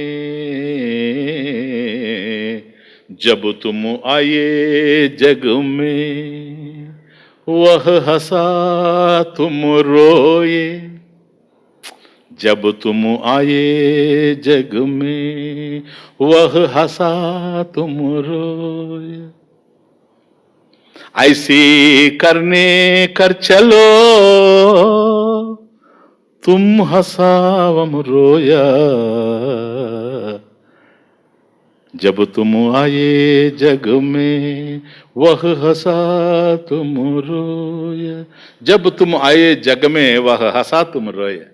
నువ్వు ఈ ప్రపంచానికి వచ్చినప్పుడు ఎట్లా ఉండిందో తెలుసా పరిస్థితి? బాగా ఆలోచిస్తే నవ్వేవాడు కొందరు, ఏడ్చేవాడు ఒకడు. ఏడ్చింది ఎవరు? నువ్వు. తల్లి గర్భం నుంచి వస్తూ ఆ తల్లి గర్భంలో నుంచి ప్రసూతి వాయువులు నెడుతూ ఉంటే ఎంత బాధతో ఈ ప్రపంచంలో బయటపడ్డావో అనూహ్యమైనటువంటి విషయం. నువ్వు ఏడుస్తూ వచ్చావు, కెవ్వమని కేకేసి. మేము ఒక్కసారి నవ్వాం. ఎందుకో తెలుసా? బిడ్డ పుట్టాడు అనేటువంటి ఆనందం మాకు. నువ్వు పడ్డ బాధ ఏదో నీకే తెలుసు, మాకు తెలియదు. ఇది నీ యొక్క జననం. జబ్ తుమ్ ఆయే జగ్ మే వహ్ హసా తుమ్ రోయా, ఐసీ కర్నీ కర్ చలో తుమ్ హసా వమ్ రోయా. అప్పుడు కూడా వచ్చినప్పుడు ఏడుస్తూ వచ్చి, పోయేటప్పుడు కూడా ఏడుస్తూనే పోతే ఎందుకు వచ్చినట్టు ఎందుకు పోయినట్టు అన్నాడు కబీర్ దాస్. కాబట్టి ఏడుస్తూ తల్లి గర్భం నుంచి వచ్చావు కాదు, పోయేటప్పుడు తుమ్ హసా పో, నువ్వు నవ్వుతూ పోవాలి ఈ ప్రపంచానికి. ఎందుకో తెలుసా? ఈ ప్రపంచాన్ని వదిలేస్తున్నావు, అప్పుడు నవ్వాల మనిషి. ఎవడైతే అలా నవ్వగలుగుతాడో వాడిది జీవితం. అదే కదా రమణ మహర్షి చెప్పింది. నడకలది పారడా, జరిగేది చూడరా ఈ ప్రపంచంలో. నీకెంత తెలుసు? నీ సౌరమండలం అంతా కలిసి సూది మనంత ఉంది. నీకు ఏం తెలుసు ఈ ప్రపంచంలో? నడకరది పారడా, జరిగేది చూడు, జరిగేది చూడు. కాబట్టి ఈ ప్రపంచంలోకి వచ్చాను. భగవంతుడు బుద్ధిని ఇచ్చాడు, తెలుసుకోవడానికి అనేకమైనటువంటి మార్గాల్ని ఇక్కడ సూచించాడు, గురువుల్ని ఇచ్చాడు, శాస్త్రాలను ఇచ్చాడు, ఇన్నిచ్చాడు. వీటి ద్వారా ఇంత జ్ఞానాన్ని పొందాను. కాబట్టి ఒకప్పుడు చిన్నపిల్లవాడుగా ఉన్నప్పుడు నా మనసు వేరే, ఇప్పుడు నా బుద్ధి వేరే. ఎంత విశాలమైపోయిందో, ఎన్ని తెలుసుకున్నానో, ఎంత ఆనందంగా ఉందో. ఈ సృష్టికర్తను గురించే తెలుసుకున్నాను. సీదప్ప, ఇంతకన్నా ఏం కావాలి? నాకన్నా భాగ్యవంతుడు ఎవరుంటారు? గురువుల దగ్గర విన్నాను, శిష్యులకు బోధించాను. ఏం కావాలి నాకు? నాకు రెండవది అవసరం లేదు ఈ ప్రపంచంలో. సర్వం కల్విదం బ్రహ్మ నేహ నానాస్తికించిన. ఉండేదెవరు, పోయేదెవరు? దేహం ఉంది, పోయేదెవరు? దేహం పోతుంది. నేను ఉండలేదు, పోలేదు, ఎందుకని ఎప్పుడు ఉండేటువంటి వాడిని అనేటువంటి ఆనందంతో నువ్వు పోతూ ఉంటే ఇటువంటి మహాత్ముడిని మళ్ళీ మనం చూడగలమా? ఇలాంటి వ్యక్తి మళ్ళీ మన జీవితంలో దొరుకుతాడా? ఒకవేళ దురదృష్టవశాత్తు ఇతను కనుక మన చెయ్యి జారిపోతే అప్పుడు ఈ విధంగా మనకు జ్ఞానం అందుతుందా అని మేము దుఃఖించాలి. అయ్యో పోతున్నాడే, మాకు ఇంకేంటి దిక్కు అని మేము బాధపడాలి. బట్ తుమ్ హస వమరోయ, నువ్వు నవ్వుతూ పోతూ ఉంటే మేము ఏడుస్తూ ఉండాలి. ఇది జరగాల్సిందే అంటాడు. కాబట్టి గృహ క్షేత్రాది విషయే యథా కామః, కాబట్టి అనిత్యమైనటువంటి విషయాల వైపు పరుగులెత్తుతూ జీవితాన్ని ఎట్లాగైతే మనం అన్యాయం చేసుకుంటూ ఉన్నామో, ప్లీజ్ అట్లా కాకూడదు. ఎందుకంటే రాజసస్య అస్య కామస్య ఘోరత్వాత్ తత్ర నో సుఖం. ఎందుకంటే ఈ మూఢ ఘోర వృత్తుల్లో సుఖం లేదు గనక, సుఖం లేనిటువంటి ప్రదేశంలో సంచరించనవసరం లేదు, సుఖం లేనిటువంటిది నీకు అవసరం లేదు. ఇంకా చెప్తూ ఉన్నాడు. కారణం ఏంటంటే గృహక్షేత్రాదులు ఏవైతే ఉన్నాయో, ఇప్పుడు మనం చూసింది గృహ క్షేత్రాది విషయాలు, ఇవి కోరికలే కదా నాయన. వీటిని కామములు అన్నాం కదా, అంటే రాగమే కదా. ఒక్కోసారి ఇదే కదా ద్వేషంగా మారేది, అవునా కాదా? కామమే ద్వేషంగా మారి, కామాత్ క్రోధోభిజాయితే, ఆ క్రోధంలోనే ద్వేషం పుట్టుకొచ్చేది. కాబట్టి కామం అనేది రాగం అయితే, క్రోధం అనేది ద్వేషం. రాగ ద్వేష, లైక్స్ అండ్ డిస్లైక్స్, మొత్తం భగవద్గీత అంతా దీని మీదనే నడిచింది. అర్థమవుతుంది? కాబట్టి ఆ ద్వేషం నుంచి కూడా మనం తప్పుకోలేం. ఈ రాజసస్య అస్య కామస్య ఘోరత్వాత్, ఇవి ఘోర వృత్తులు గనక తత్ర నో సుఖం, ఇక్కడ సుఖం లేదు. ఎందుకని? రాగంలో సుఖం లేదు, ద్వేషంలో అట్సలు లేదు. ఎలా? కథం? కమన్. సిద్ధ్యేన్నవేత్యస్తి దుఃఖం అసిద్ధౌ తద్వివర్ధతే ప్రతిబంధే భవేత్ క్రోధః ద్వేషో వా ప్రతికూలతః. ఈ గృహ క్షేత్రాది విషయే యథా కామః, గృహక్షేత్రాలకు సంబంధించినటువంటి కోరిక యథా కామః భవేత్, ఏ కోరిక అయితే ఉందో అది నాయన అక్కడి నుంచి కనెక్షన్. గృహ క్షేత్రాది విషయే యథా కామః భవేత్. కాబట్టి ఇల్లు, భూమి మొదలైనటువంటి వాటి విషయంలో ఏ విధంగా అయితే కోరిక ఉంటుందో, వాటికి సంబంధించిన కోరిక అది అది సిద్ధ్యేత్. ఫస్ట్ లైన్ సిద్ధ్యేత్, అది గనక సిద్ధించిందా, సిద్ధిస్తుందా, నవా అడా సిద్ధ్యే నవేత్యస్తి దుఃఖం అంటే సిద్ధ్యేత్ నవా ఇతి అస్తి దుఃఖం. పదచ్ఛేదం అప్పుడు తెలుస్తుంది.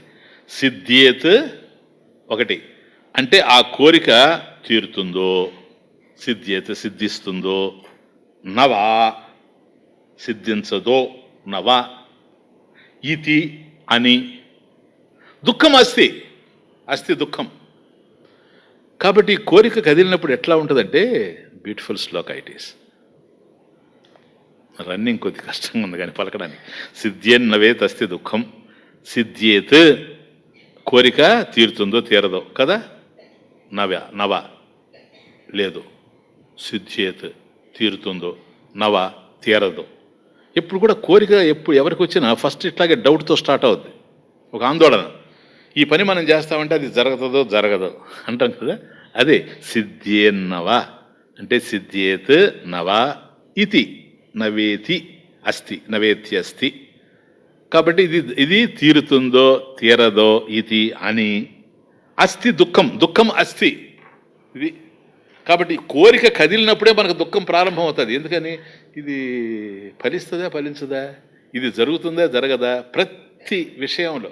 ఒక ఉద్యోగానికి పోతున్నాం అడగా, అది జరుగుతుందా జరగదా, ఇంటర్వ్యూలో నేను సక్సెస్ అవుతానుగా, ప్రతిదీ మీరు చూసుకోండి. ఉదయం లేచిన మొదలుకొని ఈ పని చేద్దామంటే అది అవుతుందా కాదా, ఇంతకన్నా ఏం కాదు దుఃఖం. ఇది కోరిక తెచ్చిపెట్టేదే, ఇది కోరిక తెచ్చిపెట్టేదే.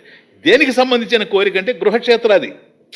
తీర చూస్తే మళ్ళీ దేనికోసం అయ్యా నీకు ఇదంతా, ఎందుకు ఈ కోరికలు, ఎందుకు, ఏమి సాధించాలని, ఇవన్నీ నాకు కావాలండి. దేనికి కావాలి? నేను హ్యాపీగా ఉండాలి. నువ్వు ఒక్కడవేనా? కాదు, నా భార్య, నా పిల్లలు, మా ఇంట్లో కుక్క కూడా, అందరూ బాగుండాలి. ఓకే. కాబట్టి సిద్ధ్యేత్ నవా ఇతి అస్తి దుఃఖం. కాబట్టి తీరుతుందో తీరదో అనేటువంటి విషయంలో దుఃఖం ఉంటుంది. తీరిందనుకోండి అది వేరే విషయం, అది తర్వాత చెప్తాడు. అసిద్ధం, అస్థి దుఃఖం ఉంది. అసిద్ధం, ఒకవేళ అది ఫలించలేదు అనుకోండి, ఏది కోరిక, దుఃఖం కాదు ఫలించేది కోరిక, అది ఫలించకపోతే అసిద్ధం తద్వివర్ధతే, ఏది దుఃఖం వివర్ధతే, తత్ ఇక్కడ దుఃఖం. కాబట్టి ఇది తీరుతుందో తీరదో, ఫలిస్తుందో ఫలించదో అనేటువంటి ఆలోచన మొదటి దుఃఖం. ఇది ఒక ఆందోళన. ఫస్ట్ దుఃఖం ఏంటి? ఆందోళన. ఆ తరువాత కనుక అది సిద్ధించకుండా పోయిందా, తత్ వివర్ధతే, దుఃఖం వివర్ధతే, అతిశయించిపోద్ది, వృద్ధి పొందుతుంది అంతే. అంటే మొదటిలో దుఃఖానికి దీనికి అతిశయం చూచారా? సుఖంలో ఎట్లాగైతే అతిశయం ఉందో దుఃఖంలో కూడా అట్లాగే అతిశయం ఉంది. ఈ కోరిక వెళ్ళినప్పుడు ఇది తీరుతుందో తీరదో, తీరుతుందో తీరదో, అది ఒక రకమైన దుఃఖం. తీరదు అని తెలిసిపోయింది అనుకోండి, అది అసిద్ధం. అది తీరలేదు, దుఃఖం ఎక్కువైపోతుంది. నెక్స్ట్, ప్రతిబంధే భవేత్ క్రోధ, ప్రతిబంధే క్రోధ భవేత్. దానికి ప్రతిబంధకాలు, అబ్స్ట్రక్షన్స్ ఎవరైతే కల్పించారో, ఇది ఎందుకు కాలేదు, ఆయన వల్ల కాలేదు, ఆయన మీద క్రోధం, హేట్రేట్, ఈ కారణంగా కదలేదు, ఆ కారణం ఏదైనా సరే దాని మీద హేట్రేట్. ఇంకా విచిత్రం ఇంకోసారి ఉండలా, వీడి తప్పు వల్లనే అది ఫెయిల్ అయి ఉంటుంది.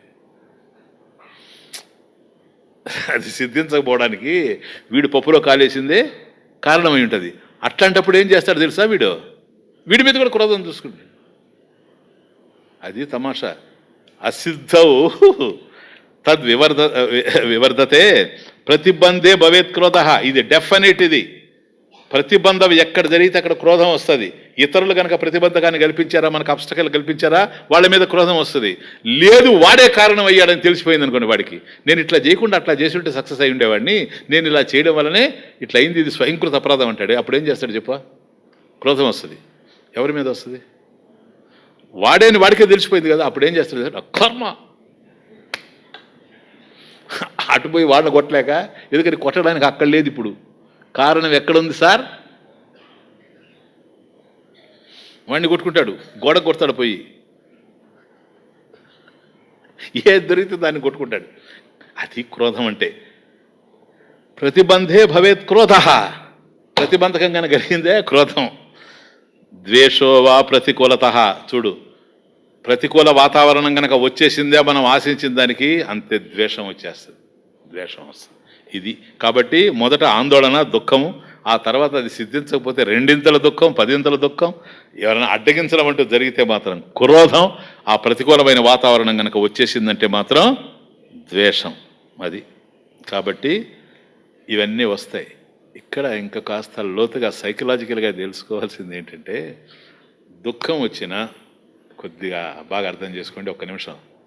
దుఃఖం వచ్చినా, క్రోధం వచ్చినా, ద్వేషం వచ్చినా, ఇప్పుడు ఈ సన్నివేశం మీద మనకు దుఃఖం కలిగింది. ఈ సన్నివేశం ఫెయిల్ అవ్వడం వల్ల ప్రతిబంధకాలు ఎవరి నుంచి వచ్చాయో వాళ్ళ మీద క్రోధం కలిగింది, ద్వేషం వచ్చింది కదా. ఈ క్రోధము, ఈ ద్వేషము, ఈ దుఃఖము దీనికి సంబంధించిందే కదా. కానీ విచిత్రం ఏంటో తెలుసా? ఒక నది ప్రవాహం పోతూ ఉంటే చుట్టుపక్కల నుంచి వాగులు, వంకలు వచ్చి కలుస్తాయి, చూచారా? ఆ విధంగా పూర్వ దుఃఖాలు, పూర్వ ద్వేషాలు, వెరీ ఇంపార్టెంట్. పూర్వం మనకున్నటువంటి దుఃఖం, పూర్వం మనకున్నటువంటి క్రోధం, పూర్వం మనకున్నటువంటి ద్వేషం, ఇవన్నీ ఏవైతే ఉన్నాయో అవన్నీ వచ్చి ఇప్పుడు జాయిన్ అవుతాయి. అందుకని చూస్తూ ఉండగానే మనిషి ఊగిపోతాడు. కారణం ఏంటో తెలుసా? గతంలో ఉన్నాయి. ఇప్పుడు వీడు మోసం చేశాడు, వీడి మీద క్రోధం రాయాలి, అట్లా రాదు. వీడే కాదు, అప్పుడు వాడు మోసం చేశాడు, అప్పుడు వాడు మోసం చేశాడు, అప్పుడు వాడు మోసం చేశాడు. అందుకని తిట్టేటప్పుడు కూడా తమాషా తిడతారు. నువ్వే కాదు, మీ నాన్న కూడా చేశాడు, మీ నాన్న నాకు ఎంత ఇస్తానన్నాడు కట్నం. ఒరే, కూరలో ఉప్పు లేకపోవడానికి వాళ్ళ నాన్న కట్నానికి ఎక్కడ సార్? క్యా బాత్ హై? ఏమన్నా సంబంధం ఉంది? అదనమాట. కాబట్టి పూర్వ దుఃఖాలు వచ్చి జాయిన్ అవుతాయి, పూర్వ ద్వేషాలు జాయిన్ అవుతాయి. ఇవంతా సైకాలజీ నాయన. అదే కదా స్వామి ఇవన్నీ భగవద్గీతలో క్లియర్గా చెప్పి ఉండాడు. నేను త్వరలో స్టార్ట్ చేస్తాం కదా గీత, వింటారు ఇవన్నీ. ఎందుకు చెప్తారంటే ఇది అయిపోద్ది దానికి పోతాం కదా. దేర్ఫోర్ అవన్నీ కూడా వస్తాయి. కాబట్టి ఈ జరిగిన దాన్ని కాకుండా అప్పుడు కూడా ఇలాగే జరిగింది, అప్పుడు కూడా ఇట్లాగే జరిగింది, నా జీవితం అంతా ఇట్లాగే ఉంది అని. కాబట్టి ఏదైనా సరే ఈ అనిత్యమైనటువంటి విషయాల్లో ఒక్కటే మనం తెలుసుకోవాలా, ఈ గృహక్షేత్రాది విషయేషు ఎంత పెరిగినా, ఎన్ని లక్షలు ఆర్జించినా, ఎన్ని కోట్లు ఆర్జించినా, శాస్త్రం ఒకటే ఒక్క సెంటెన్స్ అన్నది, అత్యుశ్రయ పతనహేతు. తెలుగులో ఉండ పెరుగుట విరుగుట కొరకే. అత్యుశ్రయ ఎంతో ఉచ్చస్థితికి పోవడం, ఎందుకంటే పతన హేతు, ఇదే పతనానికి కారణమైపోతూ ఉంటుంది. ఎప్పుడు కూడా అనిత్యమైనటువంటి విషయాల్లో ఏదో సాధించామని మనం ఊరేగొచ్చేమో కానీ అవన్నీ పతనానికే దారి తీస్తూ ఉంటాయి. ఇంత జరిగేటప్పుడు ఇక ఆనందం ఎక్కడుంది చెప్పండి, ఉందే? కాబట్టి సిద్ధేన్నవే తెస్తి దుఃఖం అసిద్ధౌ తద్వివర్ధతే ప్రతిబంధే భవేత్ క్రోధ ద్వేషోవా ప్రతికూలత. ఈ ద్వేషం అనేటువంటి దేనికి సంబంధించిందంటే తమోగుణానికి సంబంధించింది కదా నాయన. ఎప్పుడైతే తమోగుణానికి సంబంధించిందో ఇది దుఃఖ కారణం. తమోగుణం దుఃఖ కారణం. మూఢాసు కదా, మూఢాసు అంటే భయము, విషాదము, ఇవన్నీ దాని కిందకే వస్తాయి కదా. మోహము, మోహ భయాదులు కదా. ఎస్. అశక్యశ్చేత్ ప్రతీకార విషాదస్యాత్ స తామసః. సంధిలేఖ క్రోధాదిషు మహద్దుఃఖం సుఖశంకాపి దూరతః. కాబట్టి ప్రతికూలం వచ్చిందంటే ద్వేషం వస్తూ ఉందని చూచాం. ప్రతికూలత ద్వేష కదా ఇప్పుడు లాస్ట్లో మనం చూసింది. అలా ప్రతికూల వాతావరణం వచ్చినప్పుడు ఆ ప్రతికూలానికి మనం మళ్ళీ ప్రతీకారం కూడా తీరుస్తాం కదా. ఎవడైనా మనకు వాడు అడ్డుపడ్డాడండి, అవరోధం అయ్యాడండి, ప్రతిబంధకం అయ్యాడంటే అతని మీద మళ్ళీ ప్రతీకారం తీసుకుంటాం కదా. ప్రతీకారం తీర్చుకోగలిగితే సరే, తీర్చుకోలేకపోతే ప్రతీకార అశక్య చేత్, అశక్యశ్చేత్. ఒకవేళ కనుక వాడి మీద ప్రతీకారం తీర్చుకోలేమనుకోండి, ఎందుకని ఈయన మించినడు వాడు. తీర్చుకోగలిగిన వాళ్ళ మీదనే ఎప్పుడైనా తీర్చుకోలేదు. అర్థం కాలే? భర్త మీద కోపం వచ్చిన భార్యకే పిల్లోనే కదా కొట్టేది కాదా. ఒక ఇంట్లో చిన్న పిల్లాడు ఉన్నారు అనుకోండి, పోస్ట్ ఆఫీసు, వాడికి దెబ్బలన్నీ, రచ్చలన్నీ పెద్దవాళ్ళకి, దెబ్బలన్నీ పోస్ట్ ఆఫీస్కి. ఆ వయసులో అది ఎందుకంటే అది అంతే నియతి. మనం చిన్నప్పుడు మన పెద్దవాళ్ళ దగ్గర తిన్నాం, అప్పుడు తిన్నామే, ఇప్పుడన్నా కొట్టకుండా ఉంటా పిల్లవాడిని అని లేకుండా. వాడు భార్య భర్త పేచి పడతారు. వాడు అక్కడ కూర్చొని బాబు చిన్న పిల్లవాడు, గోదావరి తెలమందో గొప్ప బోలుగలు ఉత్తమగలదు, నేరుగా వచ్చి పెటా. వాడికి అర్థమే కాదు గోదావరి తీరంలో బూరు వృక్షానికి చెంపపెట్టుకి ఎక్కడ కనెక్షన్, వాడికి సంబంధం అర్థం కాదు. అట్లాగే అశక్య చేత్ ప్రతీకార అశక్య చేత్ విషాద స్యాత్, విషాద స్యాత్ స తామసః, విషాద స్యాత్. కాబట్టి ఎదుటివాడిని గనక ఎవడైతే మనకు దోషం చేశాడో, మన విషయంలో ప్రతిబంధకాలు కల్పించాడో, ప్రతికూల వాతావరణాన్ని తయారు చేసి ద్వేషానికి కారణమయ్యాడో, వాడి మీద గనక ప్రతీకారం తీసుకునేటువంటి శక్తి గనక మనకు లేకపోతే, అశక్తులమైతే, అప్పుడు చేసేది ఏంటో తెలుసా? యాడవడమే. విషాద స్యాత్. అక్కడ దుఃఖం, ఏడుపు తప్ప ఇంకేమీ లేదు. ఈ ఏడ్చేటువంటి గుణం ఉంది చూచారా, భయ మోహ విషాదం, ఇవన్నీ కూడాను ఏ వృత్తి కిందకు వస్తాయి? మూఢ వృత్తి కిందకి వస్తాయి. అందువల్ల సా తామస, అది తామస వృత్తి. క్రోధాదిషు, క్రోధ ద్వేష విషాదిషు మహద్దుఃఖం భవేత్. దుఃఖము గొప్పగా ఉంటుంది, మహద్దుఃఖం భవేత్. సుఖశంకాపి దూరత. కాబట్టి క్రోధాదులు వచ్చినప్పుడు అంటే ఘోర మూఢ వృత్తులకు సంబంధించినటువంటి ఈ బాధలు ఏవైతే ఉన్నవో ఇవి గొప్ప దుఃఖాన్ని మనకు కల్పిస్తాయి. సుఖ శంకాపి దూరత. ఇది సుఖ శంక, శంక అది కూడా సందేహం. అంటే రాబోయే రోజుల్లో మంచి రోజులు వస్తాయేమో అంటుంటారు చూసారా, అది సుఖ శంక. అంటే సుఖం కలగచ్చేమో అనేది.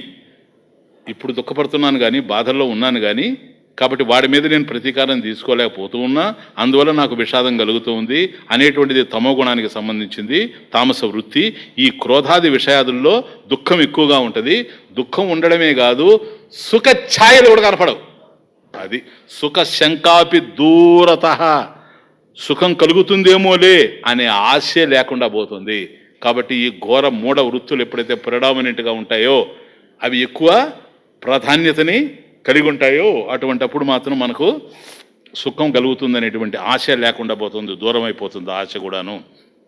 కాబట్టి రజోగుణంతో మొదలైంది నాయన ఈరోజు టాక్. రజోగుణంతో మొదలైంది, అంతేనా? నా ఘోరాసు, నా మూఢాసు అంటూ స్టార్ట్ అయిపోయింది కదా.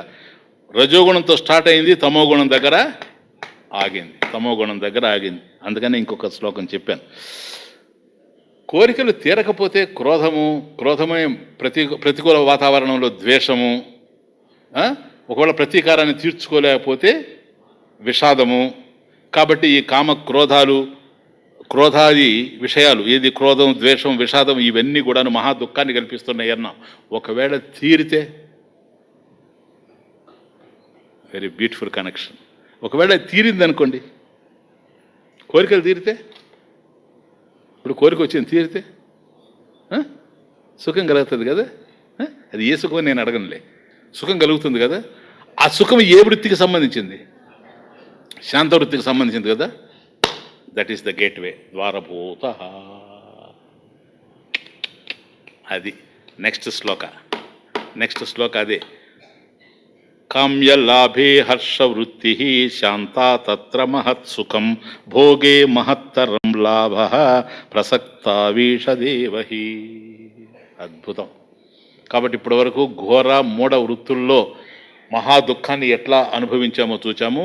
సుఖం కలిగిందనుకో, అది కూడా బ్రహ్మానందం కాదు, అది గేట్వే టు బ్రహ్మానంద, ద్వారభూత. అక్కడి నుంచి శాంత వృత్తుల దగ్గర నుంచి నెక్స్ట్ స్టార్ట్ అవుతుంది. ఓం పూర్ణమదః పూర్ణమిదం పూర్ణాత్ పూర్ణముదచ్యతే పూర్ణస్య పూర్ణమాదాయ పూర్ణమేవావశిష్యతే. ఓం శాంతి శాంతి.